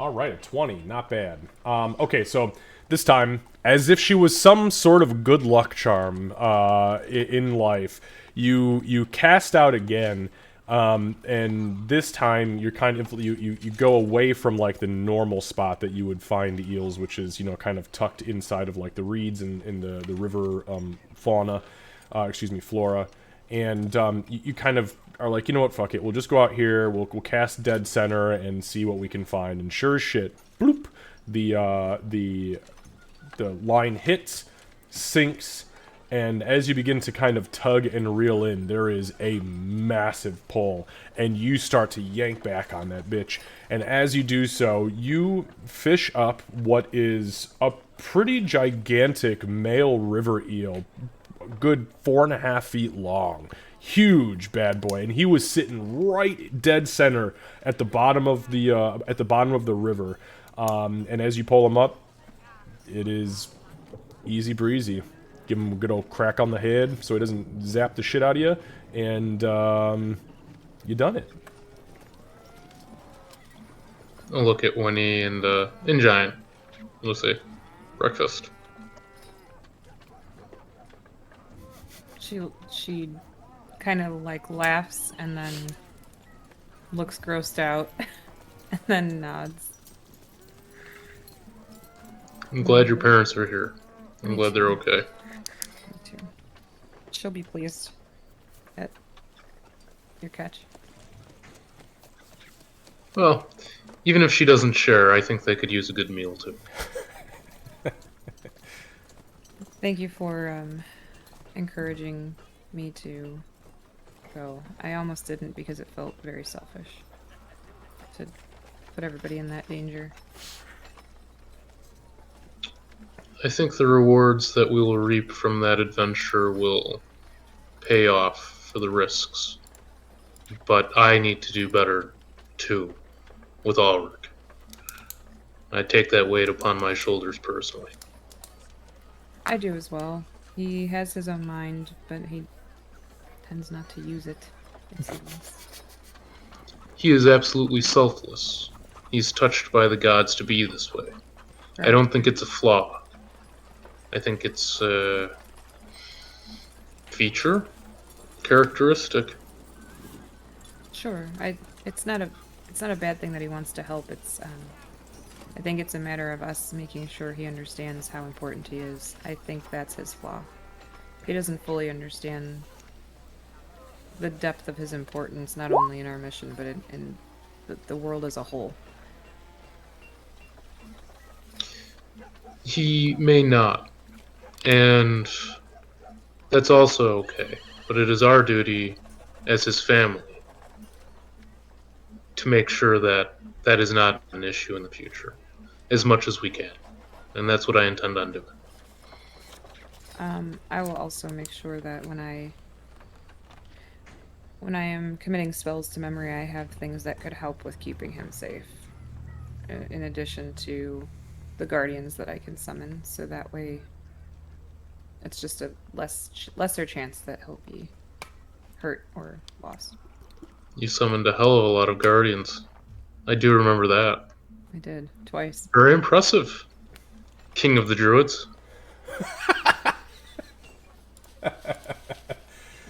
Thank you. I feel like I'm starting to grasp this magic, finally. It was hard not to heal. It was hard not to support, because that's what I was taught my whole life. That's what my father does. He supports in every way possible. But I think you did what was right. Without those guardians, we wouldn't have made it this far. It wouldn't just be Ulrich. It would have been every one of us. I am sure. honestly, just grateful they came when I called. A good shepherd can call whenever, and they will be answered whenever. I might. Have this berry. It's alright. Hey, it's mine.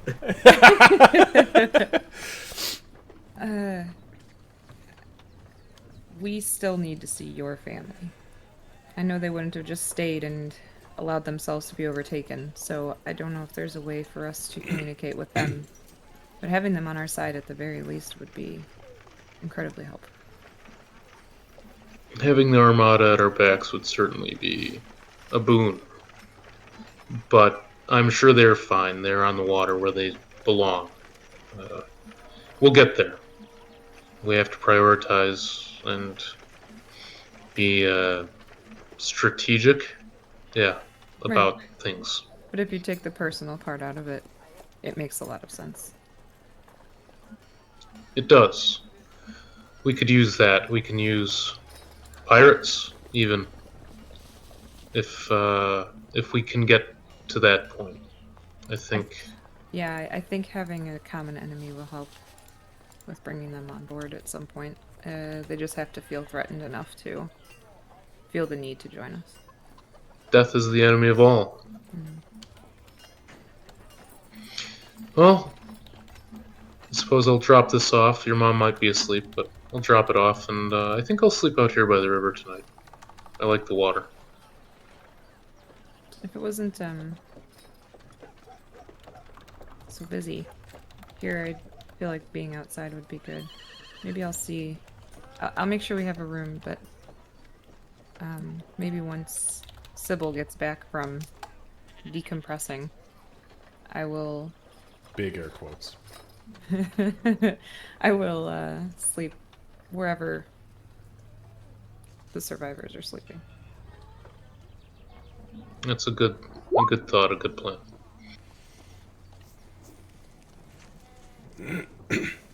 All right, and that's that. Okay. She'll get up and walk with him to drop that off, and then. Yep, and for the sake of brevity, they have kind of tucked in, but there are people within the, we'll call it the enclave, that are standing guard. Not like they really need to, but because this is so out of place for them, they have kind of taken that upon themselves. So, but they show you to where there's like a little food preparation station. Very clear to you guys that Winnie's mom has been here, because boy is it well used. And yeah, that's that. You leave it there and you go about your business. So as you do that, Ulrich has bedded down for the evening. Gartok is whittling and practicing. What is Sybil doing? So her intention, is to do much as she said. Today was a lot, and she spent a lot of time, like, not thinking and just doing and working, and...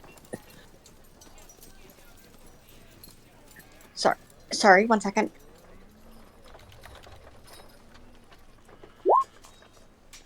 Unlike, I tried to get too into character and think and act like breathing was optional. It doesn't work that way for me, I'm afraid. So Sybil's trying to actually process through the emotions that she just kind of compartmentalized today. I don't know if the tree that she's near is one that she can, physically work through some emotions with, or if it's too, just the wrong structure for that. But if she can, she'll, do her climbing movement. Just, she's trying to think and process. Okay. Hopefully in a non-violent way. All right, go ahead and give me, we'll start with an acrobatics check. And we'll see where it goes from there. 22 is good. 22 is good. Okay. So... 22 is actually the lowest I can roll on that. Nice. Okay. So, you begin a routine. It is not the routine, as every time you begin the routine, you kind of lose yourself. So you dial yourself back and you try something new, but something still familiar to you. And as you go through the acrobatics up into the tree, kind of allowing yourself to just be taken by the natural breeze that is actually coming from the west, as you guys are pretty damn close to the ocean, you allow it to drift you up into the boughs of this tree, and you begin to move with it and with the wind. Make a wisdom saving throw. Okay. It is her intention to kind of keep some of the stuff that Izaki was teaching in mind with the elements, and finding balance there, and that is not bad for me. That was double digits and everything. Alright, give me a second.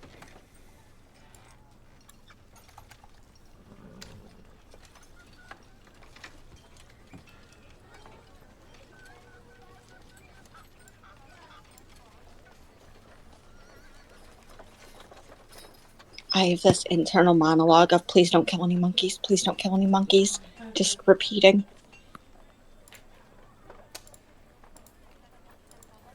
Okay, so 13. So as you are going into the process of utilizing this as a decompression method, you do find there is this horrific sense of dread that just sits in your mind constantly, and that has kind of pushed you over the edge in the last couple of months that you've been with these crazy bastards. And eventually you find this place of peace where you wash away the dread, you wash away the thoughts, you know, it's out with the bad, in with the good. And you kind of, as you go through the ropes, with Azaki's teachings, you breathe deep, you breathe calm, and you find yourself, hours have passed, and you find yourself simply in the throes of a new routine and completely void of thought, which is exactly where you should be in this very moment. Well, then she's going to probably spend a little bit of time there in that piece and kind of try and find a way to hold on to that before she ends up like winding down and eventually heading back to meet up with the group. Hope she's just trying to hold on to that, especially with what's going to happen in the next couple of days. Alright. So, with this newfound sense of peace, you return to the, and I'm sorry, Winnie was going to the Lavish Serpent, is that correct? Yeah. Okay. Yep. I'm waiting Okay. for her. Okay, so you are back at the Lavish Serpent, Winnie. Bloodmane has already gone to sleep down by the river. Live in a van down by the river. And that's that. You enter, you're welcomed, you hang out for a little while, a couple hours go by, and you're like, that's not really unlike anybody to, or for Sybil in specific, to not show up immediately.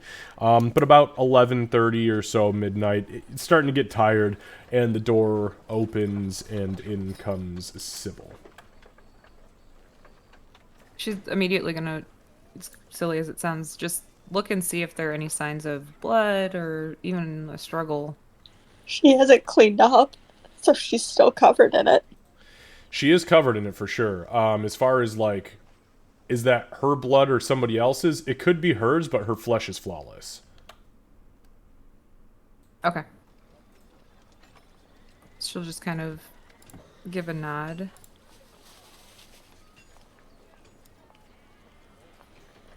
She'll give a soft little smile and nod back. And then just go and try and find a spot that is, as usual, away from the rest of the party. Because she doesn't know where Bloodmane's going to sleep, but she's trying to be the other side of the room. She's just going straight to Shunning Corner, like on autopilot now. Straight to and then timeout. she's gonna, You know your place. yeah. And she's going to kind of just settle. She doesn't want to start up conversation or anything. She's holding on to that no thought calm as best she can. Winnie would notice that she kind of went off to do her own thing, but she would go to the tavern keep, whoever whoever is behind the bar, I suppose, and inquire about a room just for the sake of brevity. she'll try to get a room, 2 rooms, because she doesn't know if Gartok. She's assuming he'll want to sleep outside, but just in case he's feeling fancy, and once she gets it, offer the key to Sybil. Okay. Yep. So you are. So it is a comped room on behalf of Ezekiel and his mages. So I mean, it's not like it was all that expensive, anyways. So you get yourself 2 rooms just in case.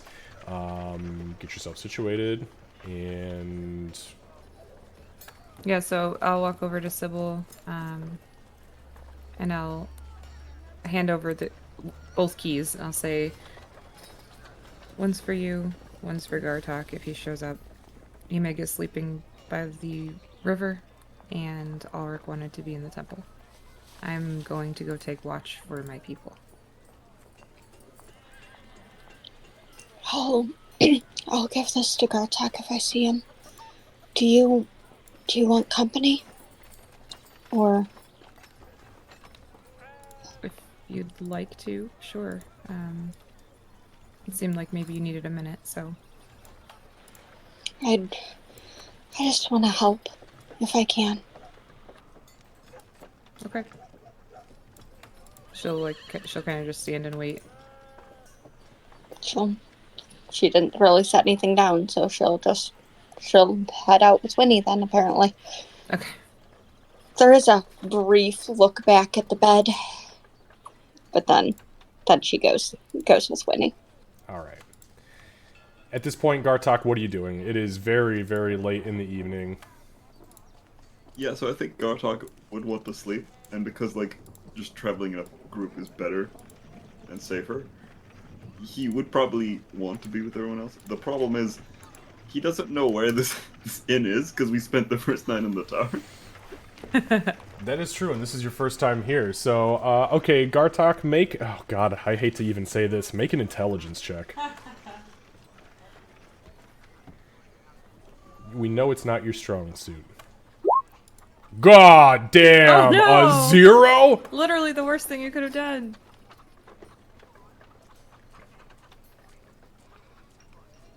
You I'm forgot so your glad. name. He doesn't even know his name anymore.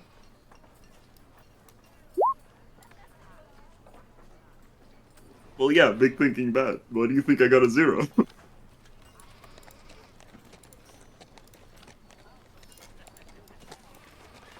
Alright. So, And I'm Gartok... gone. Cool. Gartok, you begin to wander. You wander through town, probably 2 or 3 times. You've done a couple of laps.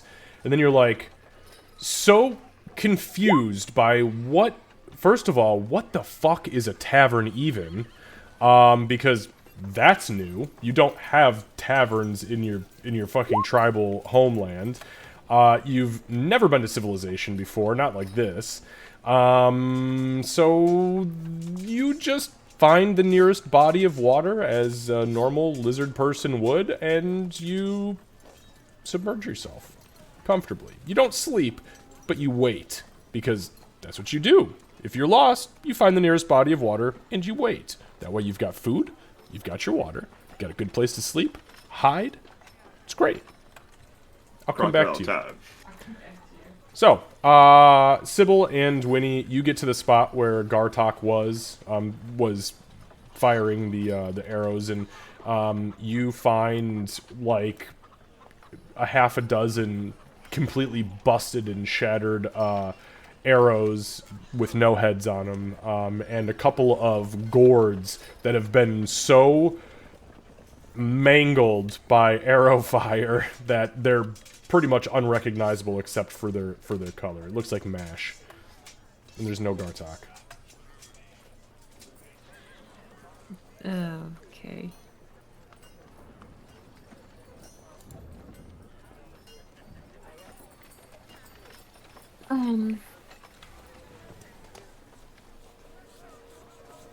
Well, it wasn't you this time. You said he might want to sleep outside. He probably just found a place. Are there any... I'm gonna regret saying this. Are there any footprints or signs of which direction he could have gone? Make a survival check.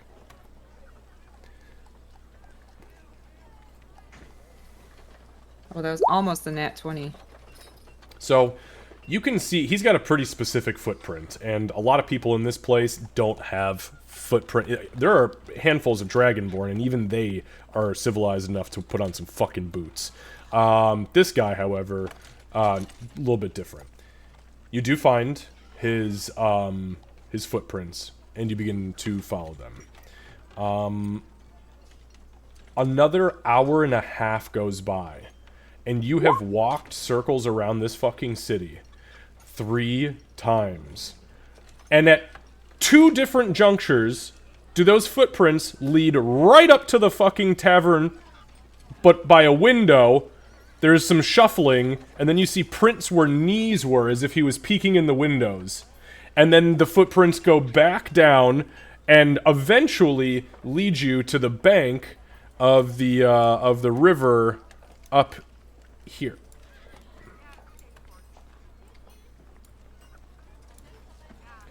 And that is where you...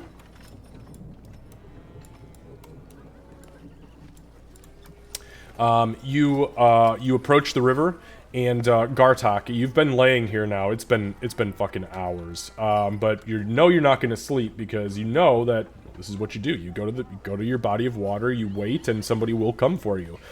Well, sure as shit, a set of footprints, you can hear them coming in the distance like it's nothing. You're not sure whose they are, but you hear 2 sets approaching you. She would be saying in Draconic, she'd be saying, Gartok, are you out here? Yeah, Gartok, you can pretty much hear clear as day, especially with your crazy perception. The familiar voice of Winnie kind of calling out in the distance as the footsteps approach. Yeah, I think he'd like rise up from the water. I have to think just like an alligator. It's just his eyes and nose. Mm-hmm. So he'll just kind of like get up, and not seeing anything wrong with whatsoever has happened. We'll just go. Over here. You called?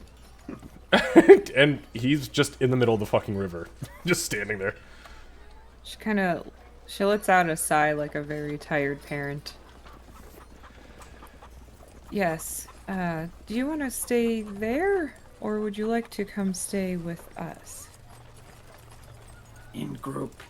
Better. Agreed. Let's go this way. And under her breath, she's like, okay, 2 bells. We need 2 bells. Alright, so the 3 of you head back to the Lavish Serpent Inn, where I'm assuming you are going to fall fast asleep. Yeah, so after Winnie makes sure that the survivors are all good, she would just have done that, one more time, and then she'd go to bed. Okay. Alright, so we will move forward into the 24th, Friday the 24th of Jury. Because of the very late night, we'll say that you guys awake about 9 a.m. or so to the day. Nothing to note through the night. Everybody was in pretty much a safe place. Even Bloodmane, who slept outside, you're still doing all right. So,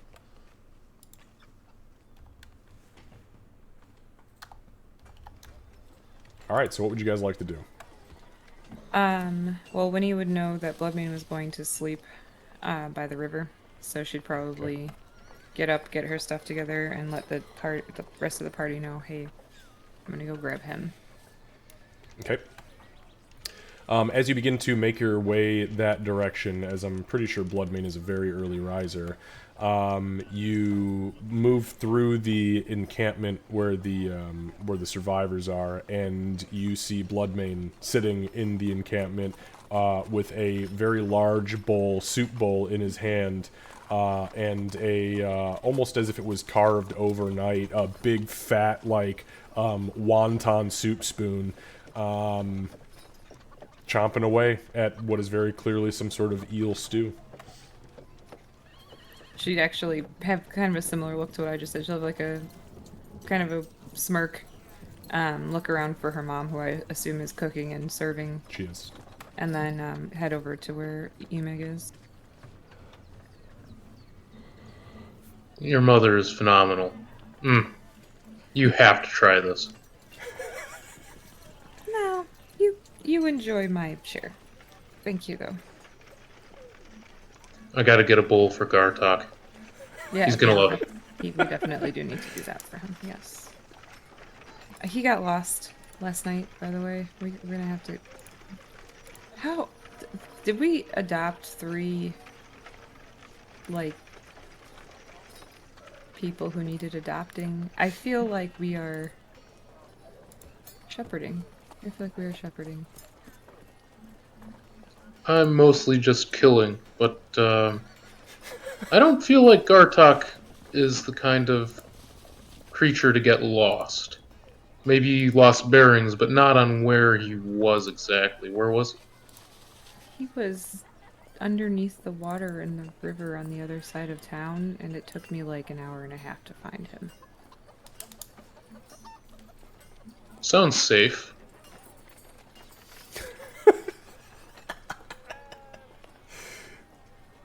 While I don't think he felt lost, he was displaced from the party. Misplaced? Misplaced. We need to buy bells.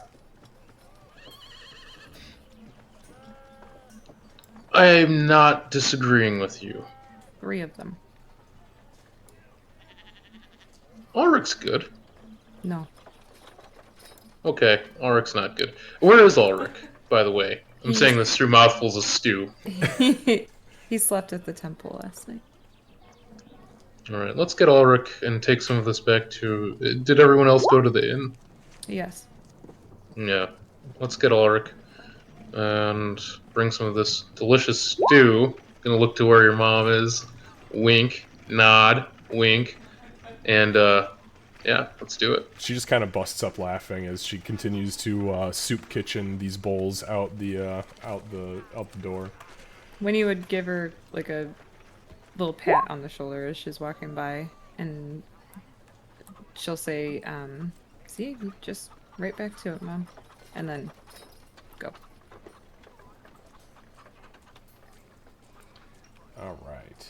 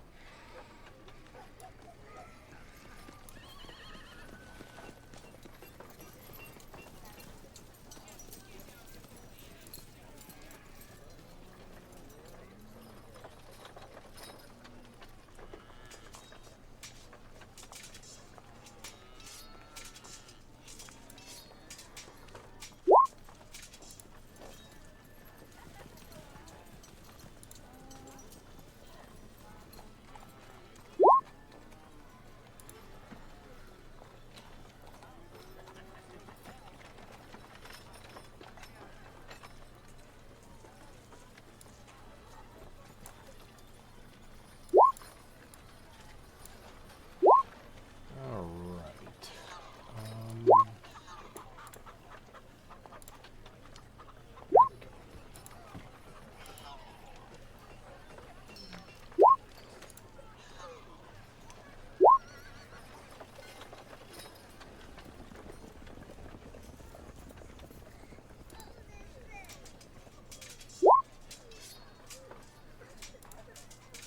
Okay, sorry about that. Okay, so you guys are, excuse me, Bloodmane and Winnie, you guys are heading back to the temple to fetch Ulrich.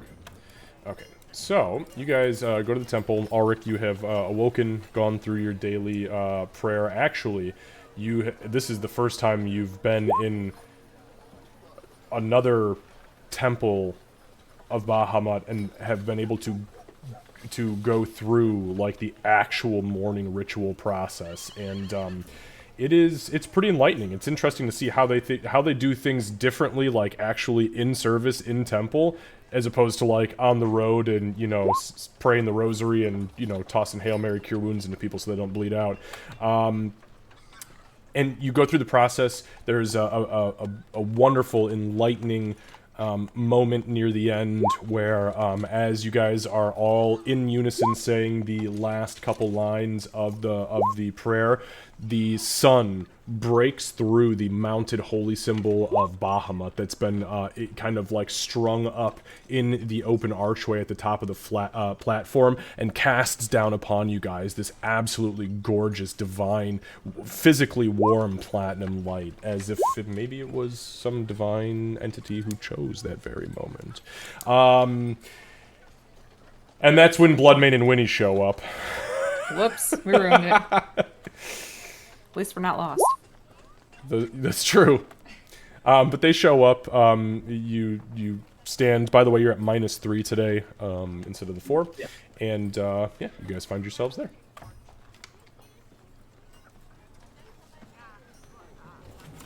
Alright, Ulrich will get up, walk over to the group. Alright, so what's today's plan? Wait, relax, not do much. I think just waiting at this point, Going to the Grove, restocking. No? Well, he may be moving with the army. They're going to be here. I guess we could try to get confirmation on that, but... I was like, do you want me to do ascending? Yeah, why don't you do that? If worst comes to worst, we can, maybe see if he can give us permission to buy something so we survive to spend more money with him, which, let him know, we have plenty. Alright, I'll cast Sending to Timbers to ask him if he is moving with the army or staying with the Grove, because we have a lot of money we'd like to spend. Okay. You feel the spell go through. Your message drips across the ether, and you feel the static kind of pick back up in your head as the connection reaches you, and you hear a response.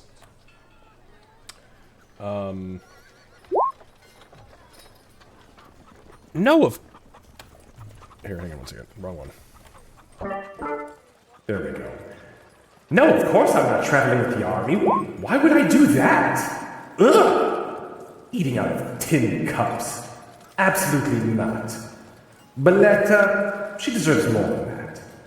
I'm in the Grove, where I told you I'd be. But if you need money, I could maybe make a one-way trip. Or a two-way trip. Round trip. 3-trip. 4...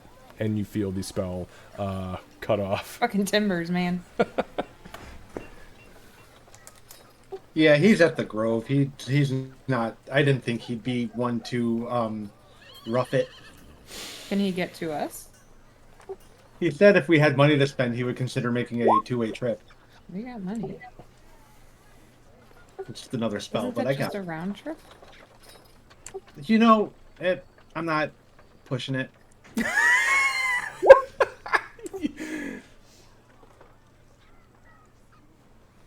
I'm not gonna... Yeah, I'm gonna tell him to come here, if he can. Okay. And we'll spend money with him. So I'll cast another Sending. Okay. Tell him we're...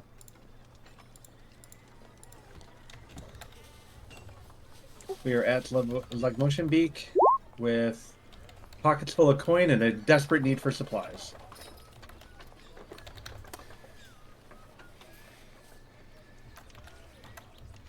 I feel like that would be a book he wrote, A Pocket Full of Coin. By Rodicio Timbers. A pocket full of coin. Alright, so... Well, technically, bag of holding full of coin, but whatever. That's true. Pocket So... plain. You feel the connection take hold, and you feel the response kind of reconnect to you and pick back up. Or maybe a 5-way trip or 6-way trip or... Oh! Yes, absolutely. I'll be there in 2 shapes of Baletta's cute little button whiskers.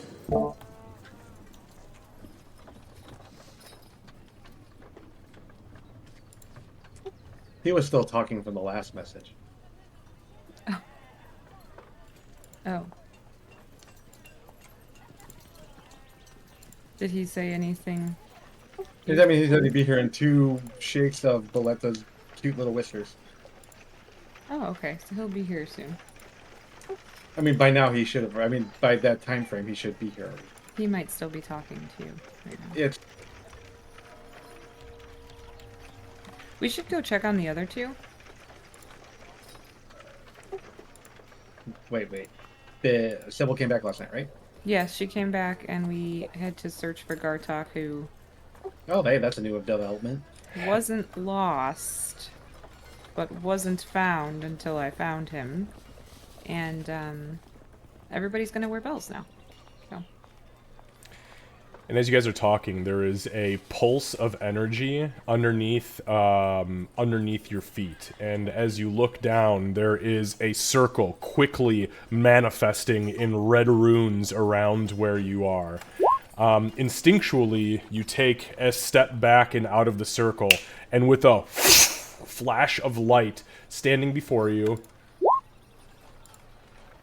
is Brodicio Timbers, in his fanciest attire, with a beautifully waxed mustache, and as he pulls his top hat off, the naked rat, the hairless rat, is sitting on his head, Baleta, and he puts his, she kind of like gives you a nod, Winnie, Baleta, and then he puts the hat back on, and he unravels a small bag at his side, opens it up, and says, "So, my friends, what can I get for you?"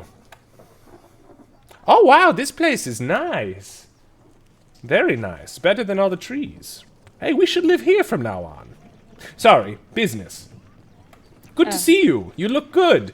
You look great, big guy." Looks up at Bloodmane. "You look sick. I have something for that. Are you feeling ill?" Points at you, Ulrich. It's been a day. I kind of died. Again.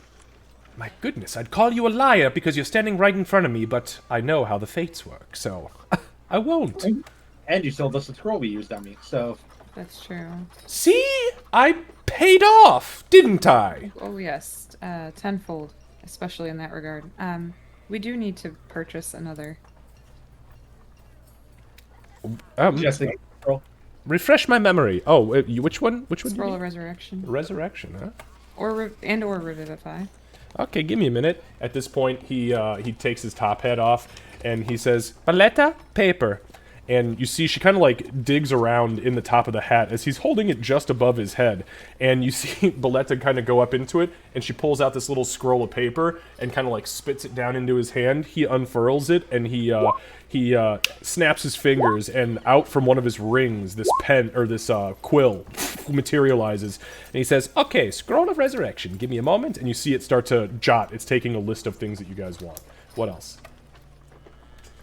Potions. We're gonna need regular and at least greater, if not superior. If you What happen else? to want any more doubloons. Doubloons, oh, those would be great. I told you the last time I saw you that you bought bought it my all. whole stock. You bought every coin I had. Just if you had run into more. Never know. Do you have any items? Well, I think actually, Ulrich, you already have one that will bring you back if you start to die. Is that correct? Yeah, I have my parry app that'll stabilize me if I fall down. Okay. Is there anything? Do you have anything that we could maybe store? Maybe like store magic of a spell in. So just as what I'm thinking is a revivify. If something were to happen to Ulrich, where I could use the item to bring him back.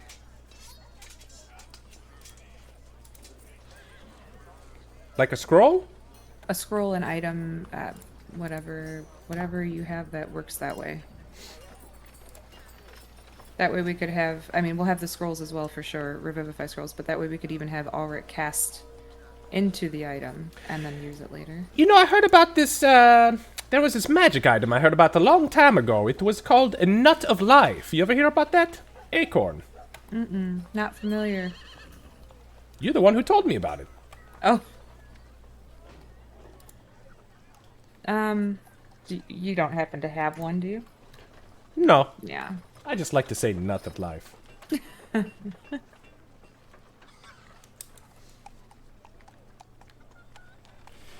Okay, so how many scrolls of resurrection?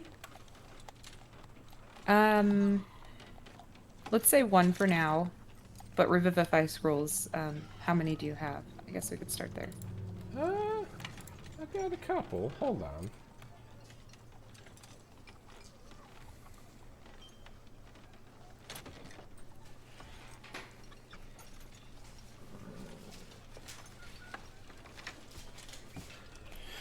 Okay, so let's see.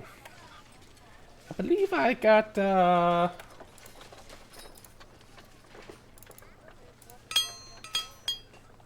got 4.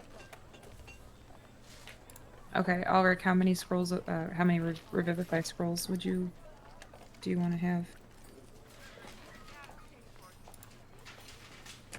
Well, I don't have any.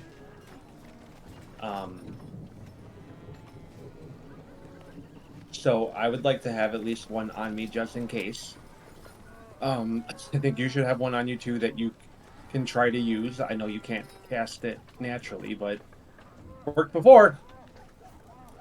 So better have one to just in case.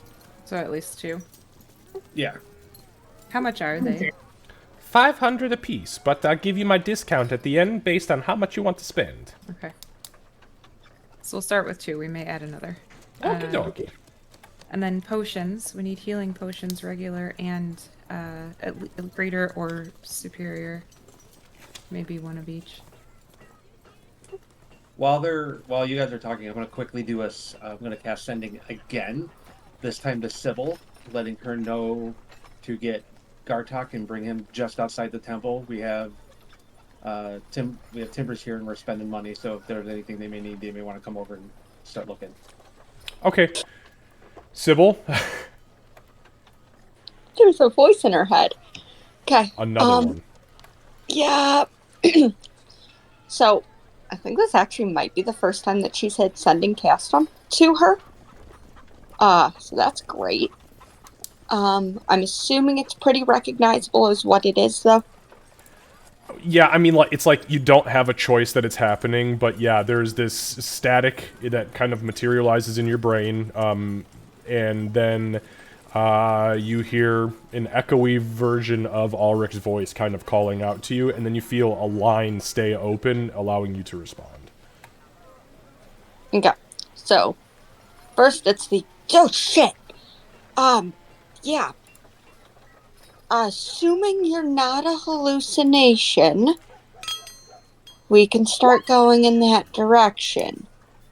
But if you are a hallucination, I'm shooting whatever we find.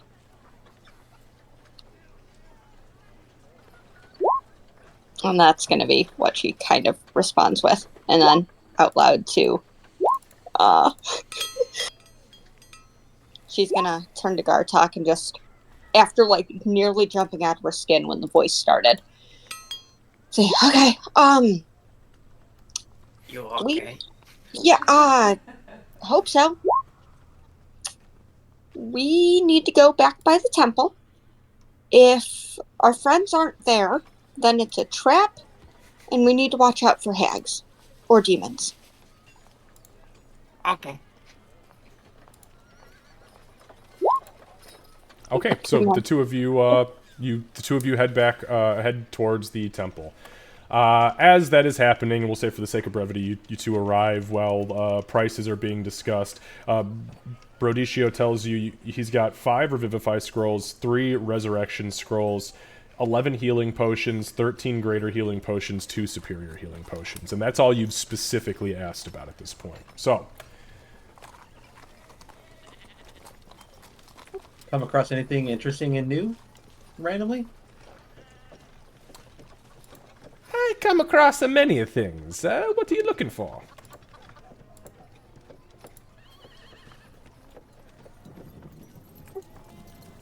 I'm more where I think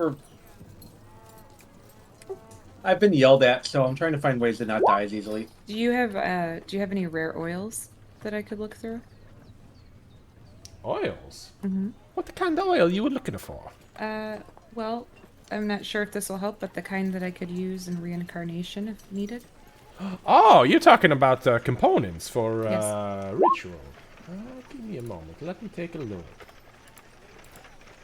Maybe like 900 gold worth. Give or take. Give or take a silver. He says, you know what, actually... And he pulls out, from the bag of holding, he pulls out this glass jug that is shaped like a crescent moon and full of this vibrant amber oil. And he sets it down and he says, I'm actually pretty sure that I got this from a druid. This is all very promising. He pops the cork on the top of it and takes a sniff. Whew, that is rare indeed. How much would you say is this worth? How much oil in gold would this be worth? Well, I think price is in the eye of the beholder, really. I mean, they say, you have to have, 8 gold worth of cinnamon dust in order for you to cast the sneeze spell, right? It doesn't work like that. It's a weight thing. If you look at it, though, based on trades, I would assume that this would probably do it. Okay, we definitely want that then.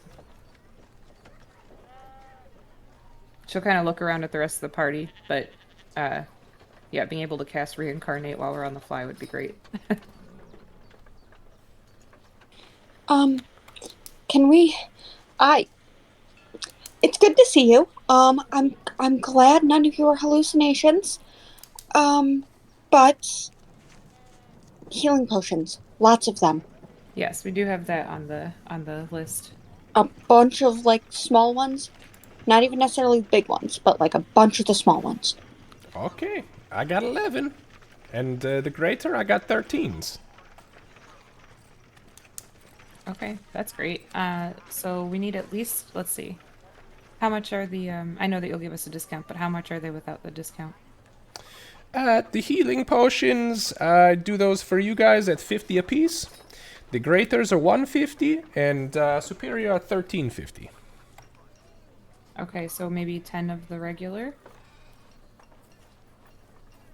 And how many of the greater do we think? I actually have a greater. The only thing I have on me is inside the injector. So, How potent is that?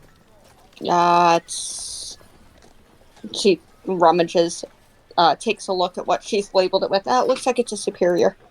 Okay. So one of each for you for sure. Ulrich, how about potions? I currently have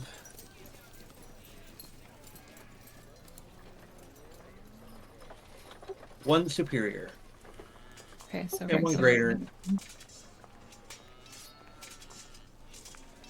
and one regular. I have one of each. Oh, great. Okay. I just Emic. never last long enough to use them.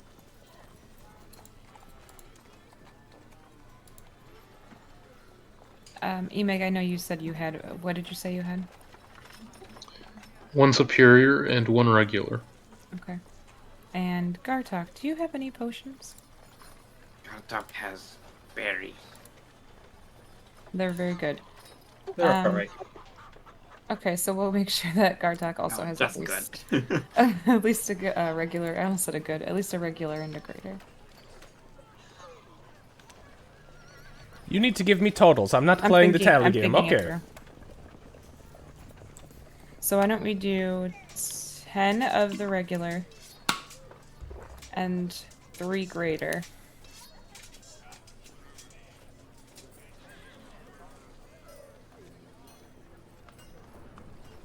No superiors?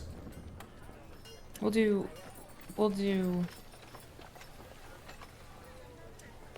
one. I think two. Yeah. Two? One I or only two. have the 2, so if you'd like them, they're yours. Yeah, let's just do the 2. You made the trip out here, so But of course, for my only, well, not my only, but my favorite customers for sure. Isn't that right, Boletta? He pops the hat off, and Boletta just goes. Okay, and then trying to think if there's anything else that we could pick up that would be helpful. Well, I can tell you a couple of things that I've picked up along the way if you're interested. Sure. So let's see here. I have. Oh, look at this! And he pulls out what appears to be a long reed, hollowed out reed with these runes on the side. It's an enchanted blowgun. Kind of sets it down. I also got these. Okay, there's that one and that one. It's enchanted dagger and mace. All three of these are +1s. I got, oh, these, of course. These go with the blowgun. And he pulls out this weird little, like, bundle of what appear to be, like, long darts, like needles, with this glowing fletching. And he sets those down. That's magical ammunition for the blowgun. This one right here, he starts to pull out what is essentially this suit of plate mail, but it's very clearly made out of adamantine. He struggles to get it out of the bag and sets it off to the side. I hate carrying this shit around.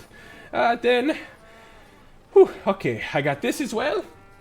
And he takes out this, like, mantle that is absolutely gorgeous, and it looks like there are moving constellations, actively, like, moving around it. This is a mantle of spell resistance. What else do I got in this thing? Let's see. Oh, I got one of these, too. He reaches his hand all the way into where his cheek touches the opening of the bag, and he goes, No, I'm just kidding. It doesn't work like that. And he pulls out this quiver that is absolutely gorgeous, made of some sort of, like, white leather, almost flawlessly sewn together. This is a quiver of Ilona. I've got scroll of tongues. I've got, what is this? He pulls out this small potion vial that's got like this like green bubbling liquid. I don't know if this is a potion of acid resistance or an acid flask, but I don't want to be the guy who finds out. I got a lot more shit in here. You want to see everything? Well, so let's start with, what does the quiver do? Oh, it makes sure that you never run out of ammunition.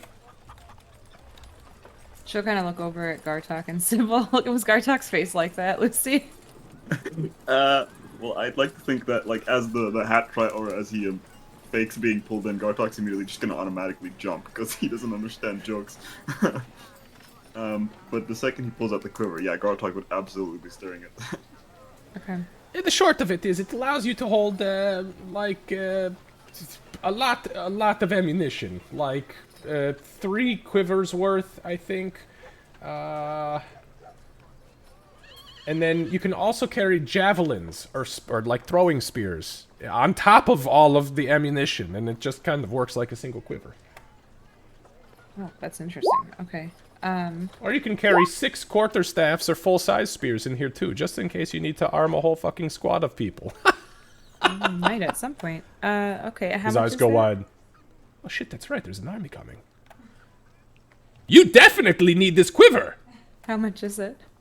The quiver of Ilona is... that's an easy. It's only 1,000 gold. It's pretty simple. They are just extra dimensional spaces sewn into the side of this quiver. We can add that to our list. I think that would be useful for Gartok.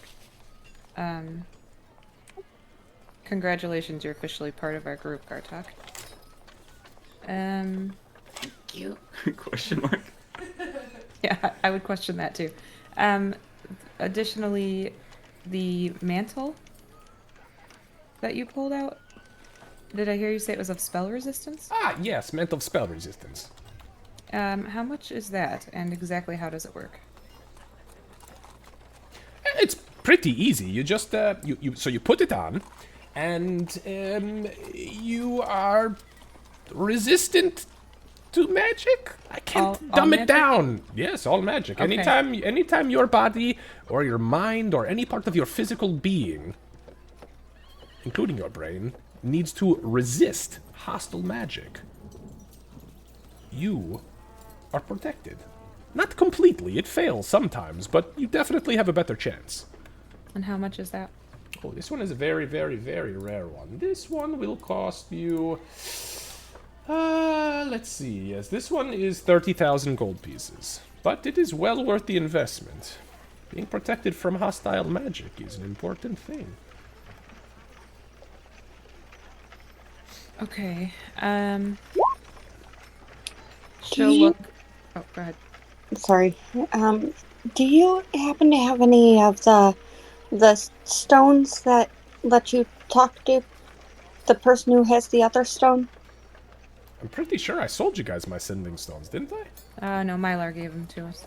Ah, fucking Milo, taking my good business from me. That was Okay, before let you me were. look. That was before you were in the picture. Discuss the mantle, and I will move on and see if I can find some stones in here. He reaches back in and starts rummaging. He just starts pulling all sorts of weird shit out. There's like fucking wands and scrolls bound up, and he like pulls a live parrot out, and he's like, "Oh shit, lucky that thing's still alive." when he would slowly look over toward Ulrich, and Emeg and Sybil and Gartok, and she'd say, this could be useful in helping to keep Ulrich alive. It's just so much money. Like We have it right now. I know, but it's How much is your life worth, Ulrich? It's 30,000, but you and the work that you have to do is the work that we all have to do is priceless. I don't want to waste it and end up still dying because I got stabbed instead. So, you know. Yeah, but stabbing is easier to heal than having your body turn to nothingness from, magical horribleness. You're not wrong. Any advantage we have in keeping ourselves alive, we should probably take right now. Plus, it's going to go so good with your scales. Like the stars against the whole platinum scales thing, like if we get you up on a stage, like you are going to command an audience.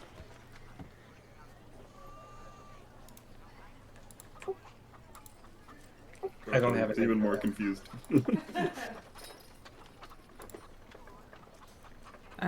Okay. If you truly don't want to spend the money on it, I understand, but we've spent money on pretty much everyone. To ensure survival, so I'm okay with continuing that trend. If we have it and there's nothing else we desperately need, we can throw it on the table. He also does give us a discount on things the more money we spend, so it could end up to our advantage. You're not wrong. I know. So, Winnie, at worst, like, if Ulrich says no, then can we put it on my tab and then I give it to him as a gift? Well, let's continue to shop, but yes, I think we're buying it either way. So during this process, as he's looking for the stones, he also pulls out a great club that has glowing blue spikes sticking out of it. He pulls out a light crossbow, which looks like it has never been fired before, but has arcane runes glowing on the side. He pulls out a rapier and a net. The rapier is actually caught in the net, but it has not cut it in any way, shape, or form. Both of those have runes like sewn into the netting and etched into the rapier. He kind of tosses those aside. He pulls out a quiver that's got 20 crossbow bolts, like pretty much, it's like 10 across and 2 rows deep, kind of flattened, and it is... literally, as he pulls it out of the bag, they are humming audibly, but quietly. He pulls out a javelin made of metal and shaped like a lightning bolt. He also pulls out this greatsword that is dripping this crimson energy that doesn't manifest much further than like an inch or two off of it before it kind of fades away, but it is constantly dripping, and he sets that to the side, and then he goes, "Ah, sending stones, here we go!" And he pulls out a pair of sending stones. He's like, looking around, he's like, "Holy shit, I've got a lot of stuff." He says, "Okay, sending stones, 2,000 gold pieces, 1,000 for each face." Okay. Pardon my ignorance, but do they only attach to each other, or can Yes. you attach them to others as well? Nope, they are bound to each other. There are certain magics that allow you to manipulate the weave within them to bind to others, but I don't have that capability as I am simply a tradesman. Okay. Okay. I think we do want to get the mantle. Oh, his eyes kind of go wide. Did you hear that, Baletta? And he kind of with the hat before setting it back down. It's a big day.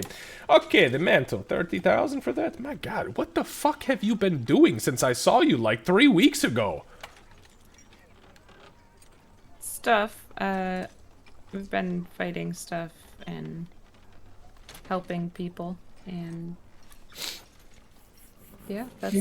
I guess that's it. Okay, great.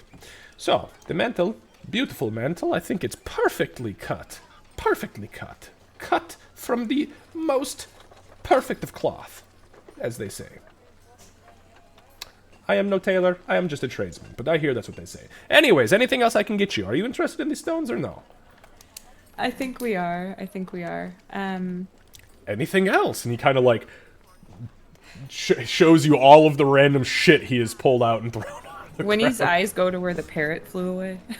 No, the parrot's in a cage. Oh, it's in a cage. Oh, yeah, it's in a cage on the ground. No.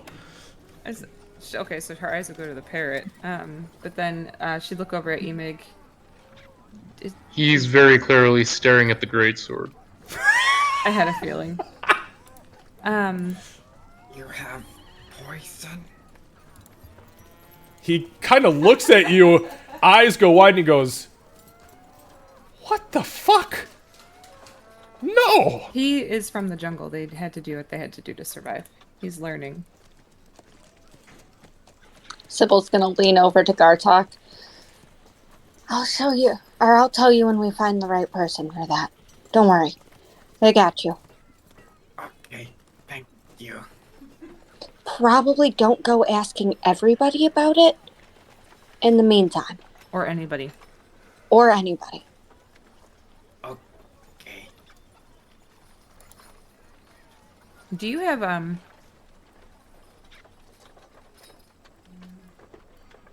No, never mind. Okay, so, I can't think of anything else, but it looks like, it looks like we have some interest in this sword, and she'll look at the great sword. He like looks down at the pile of daggers, past the net, the blowgun, the crossbow, and looks at the great sword. Now that is a great sword. It has been enchanted with the Vorpal enchantment. What this weapon does is if you hit a creature ever so slightly in a critical fashion, you behead it. Every time. The greatsword thirsts for head. You got him. You got him.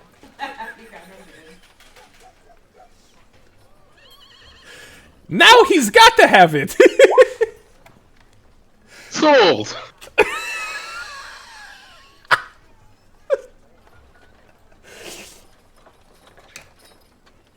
But seriously, it has what is referred to as the base 3 enchantment, which is 3 basic potency enchantments have been put into it. And then, if you are lucky enough to critically strike a creature, it will maximize the ability to kill the creature by removing its head from its body. And if it is a creature that is too big to have its head removed, like if you were to hit it against a giant or something, it does a ridiculous amount of energy, like the equivalent of a very potent wizard's lightning bolt. And how much is that? 24,000 gold pieces. Okay. This is easily the most powerful weapon I've ever seen in my life. I almost want to say maybe we hang out and we hold off on the mantle. Only because if you can get up to her and manage to hit her correctly, it could completely change what we're about to encounter. Yes, could. But what if she is immune to slashing? Or anything like that? And then we're screwed. It is beautiful, but I don't know if it's worth not getting the mantle right now.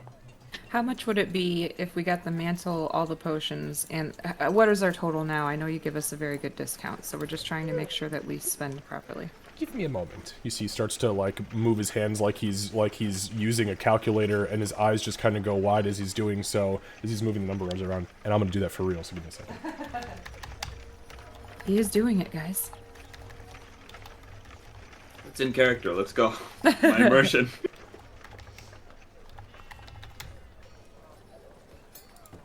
It's like that meme. You start seeing all sorts of like mathematical symbols like emanating from his head. Yeah, I'm counting cards. I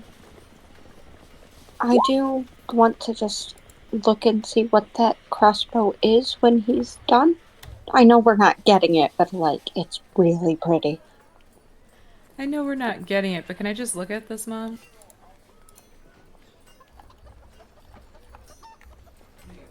Exactly. Then I can give all of my arrows to Gartok and buy lots of crossbow bolts instead, says Cat, not Sybil. Mott Gartok agrees. Okay, so my calculations currently put you at 42,210 gold pieces that would be required to buy everything base. With your discount, however, it brings the total from 42,110 to 35,878. Now, with that being said, if you are interested, because obviously I also take trade, if you're willing to part with Zorias' fate and put it back in my hands, I'm willing to give you a 5,000 gold piece credit on the Vorpal Greatsword, bringing the total down to 19,000 gold pieces. With your discount,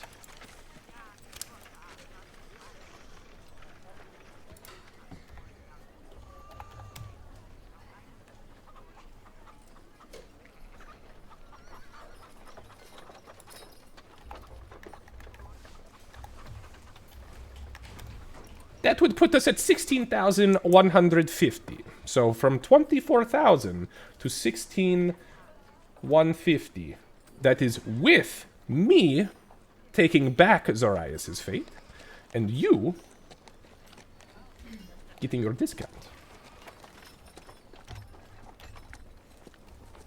And that would put your absolute bottom line total, including discounts, for everything, at 52,028 gold.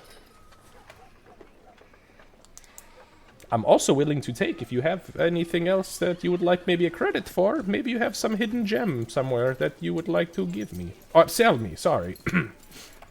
Winnie, what about the, I was thinking about it too.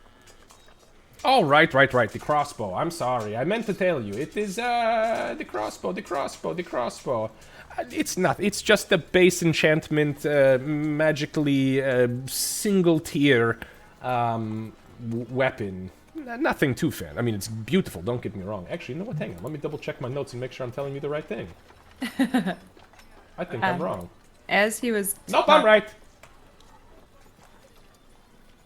Winnie would be kind of watching Emig, as he tries to decide about Zorias' fate. If I need to do an insight check, I will. Oh, I'm sorry, were you asking me? Well, I don't know. I don't know how he's reacting. So if he's wearing his heart on his sleeve, then probably not. But if he's trying to hide it, then I'm... I mean, his mouth is watering a little bit, but he hasn't. He needs to heft the blade.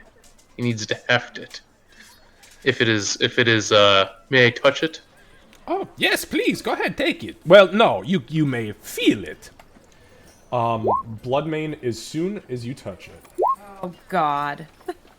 It's gonna talk to him. So there's the picture in our chat, just so you can see it. You can click on that and enlarge it if you want. Actually, it'll take you, there you go. Yeah, it blows it up for you. So that's the blade. It is literally the crimson. So there's a massive gem in the crossguard, in the center of the crossguard, with the two beautifully emblazoned pieces that kind of creep up like dragon claws or dragon's teeth.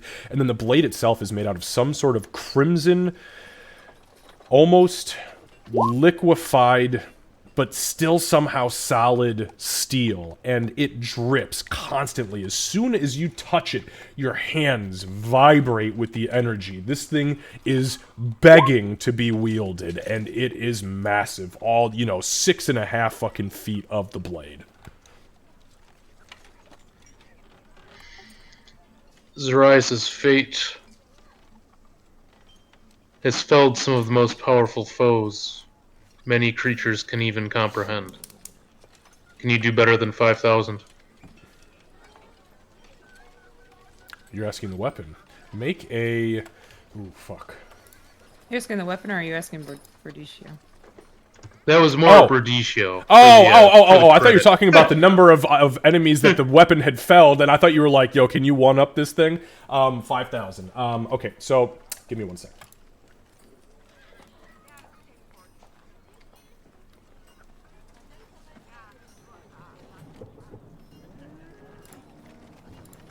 Make a persuasion check.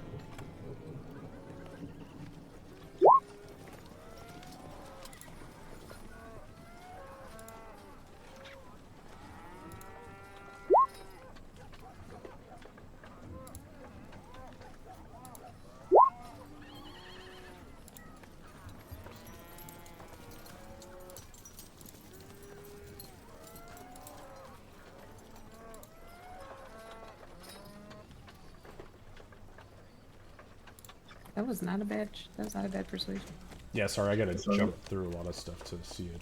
16? Okay, alright.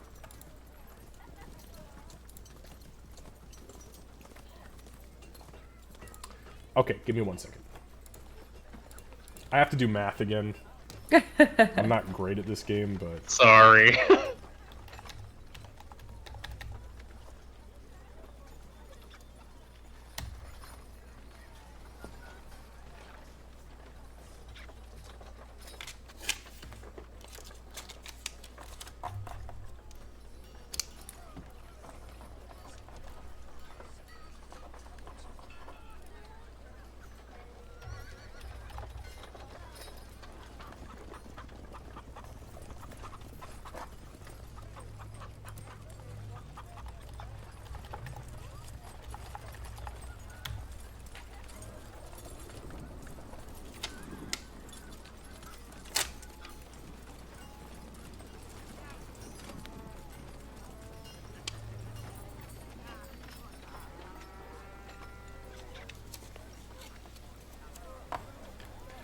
Okay, I tell you what.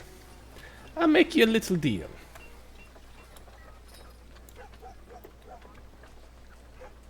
I take Zarias' fate. And I sell you everything that we've already agreed upon. And instead of your regular 15% discount, I will take the total, and I will give you an 18% discount on everything, bringing the new total down from 61,210 to 50,193. Now, that will just be your base. But I still get Zarias' fate. You get everything that we've discussed. But I also am open to taking anything off of your hands for additional credit to lower your overall total. I will allow you to discuss. And if you don't mind, Baleta is getting a little warm under here. He pulls the hat off and he takes the naked or the hairless rat, sets it on his shoulder, and puts the hat back on. Pulls a little piece of cheese out of his pocket and hands it up to her, and she just takes it. Winnie will give it a little smile and a wave when she sees her come out. As soon as that happens, as you have already conversed before, Baleta takes the cheese in one hand and with one little paw, and then goes back to eating. Okay. She's gonna look over at Emig and say, it's up to you at this point. We're good either way, but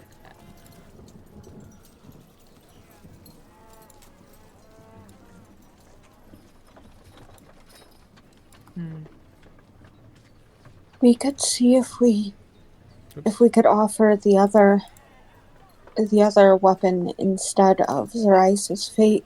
No, Zarias' fate has a special meaning to Berticia. Actually, that's the whole reason we have this contract. What would happen to our contract, Berticia? Nothing. The contract has nothing to do with Zarias' fate. I mean, technically it has everything to do with Zarias' fate, but Zarias' fate is not written into our contract. Right.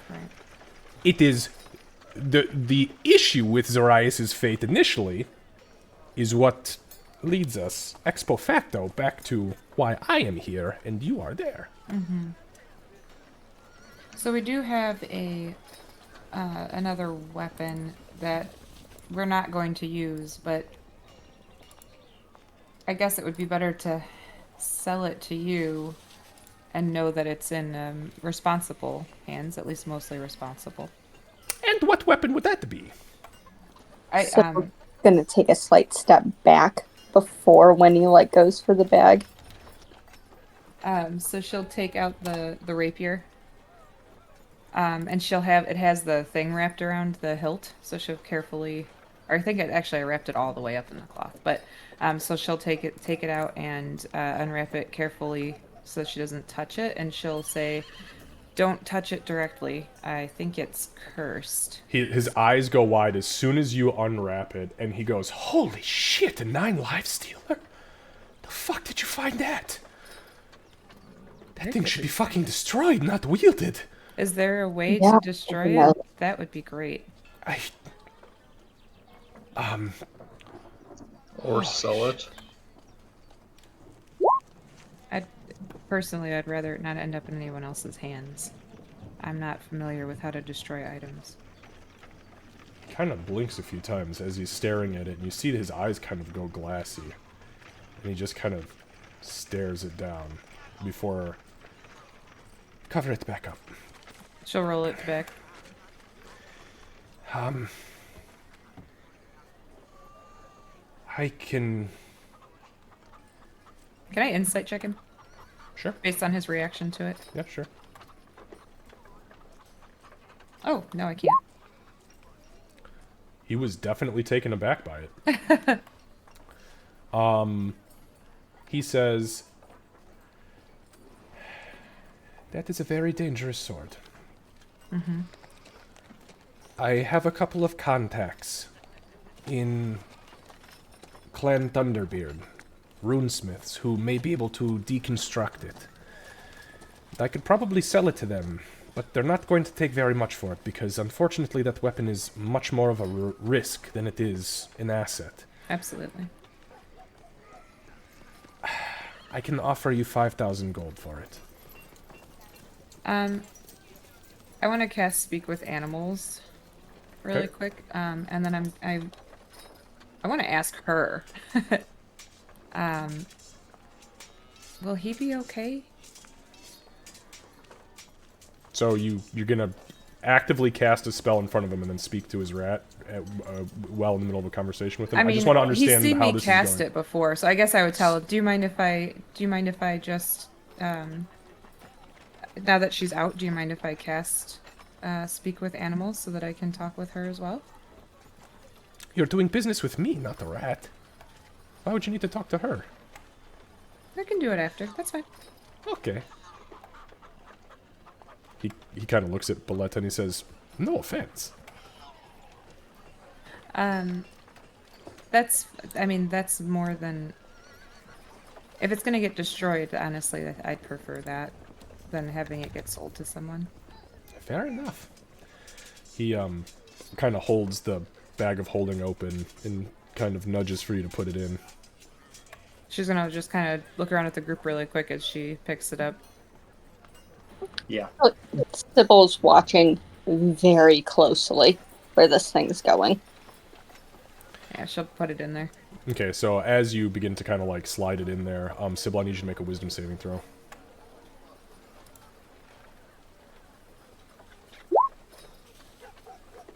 There. Yep, that tracks.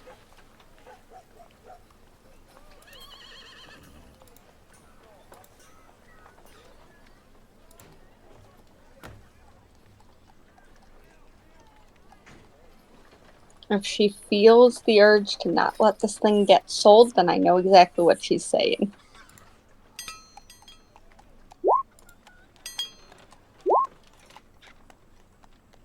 What poisons do you have in your foul daggers right now? Oh god. Oh no. I have nothing in one of them and diluted serpent's venom in the other one. A single dose. So I'm sorry, say that again. It was nothing in one and... Diluted serpent's venom. I have it labeled as the serpent venom water. Gotcha.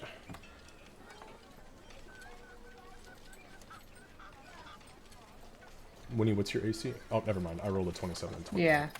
So as the hilt of this thing, as the crossguard and hilt and pommel kind of like disappear into the bag, out of fucking nowhere, you guys hear Sybil scream, "No!" And she lunges forward. Both blades have been in her hand this entire time and nobody noticed. And she lunges and plunges both of the daggers into Winnie's arms, one into each of her forearms, and you see her rapid fire pressing the injector. You can remove the serpent's venom, the diluted serpent's venom. I'm suddenly very glad I didn't refill these blades. Okay, so Winnie, you take 18 points of damage because the sneak attack does hit you for the first one. Great. And then for the second one, you do not take sneak attack, you take an extra draw 6, so that's 18, 19, 20, 21, 22, 23, 24, and I need a constitution saving throw, please. It is versus poison if you are resistant. No. Okay.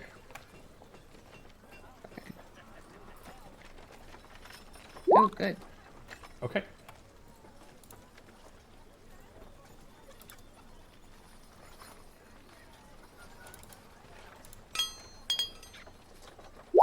Okay, so that is 8 points of poison damage. So Winnie, where are you at right now? Are you bloodied? I'm at 6 hit points. So, as she screams, she plunges both of the daggers, one into each forearm. You see the foul blade container completely empty into her arm. Winnie instinctually screams out, and as soon as the very last centimeter of the hilt of this fucking horrifically evil artifact disappears into the bag, you see Sybil's eyes go wide, her hands open up. Sybil, you have no idea how you fucking got here, but as you let go, the daggers are still sticking out of Winnie's arms. They have plunged all the way through, and that's where we're going to end today's session, as it is 2 o'clock on the dot. So long, Sybil. So long, and thanks for all the fish. Yeah. Okay.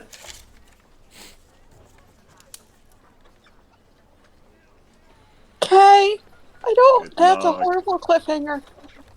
Clearly, she just tripped. With her blades in hand, yeah. Oh, she sprinted. It was a full deadpan sprint.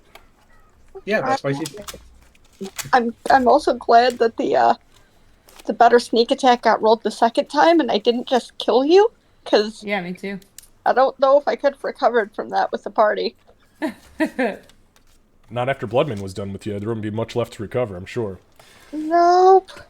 This is okay. Alright, so that was fun. Any questions, comments, or concerns before we go today, friends? Yeah, I don't. Oh, very concerns, yeah, quite a few. Very concerned for Sybil. You won't have to be concerned for Sybil for long. Nope, oh, this will be an interesting one to see if I can recover from.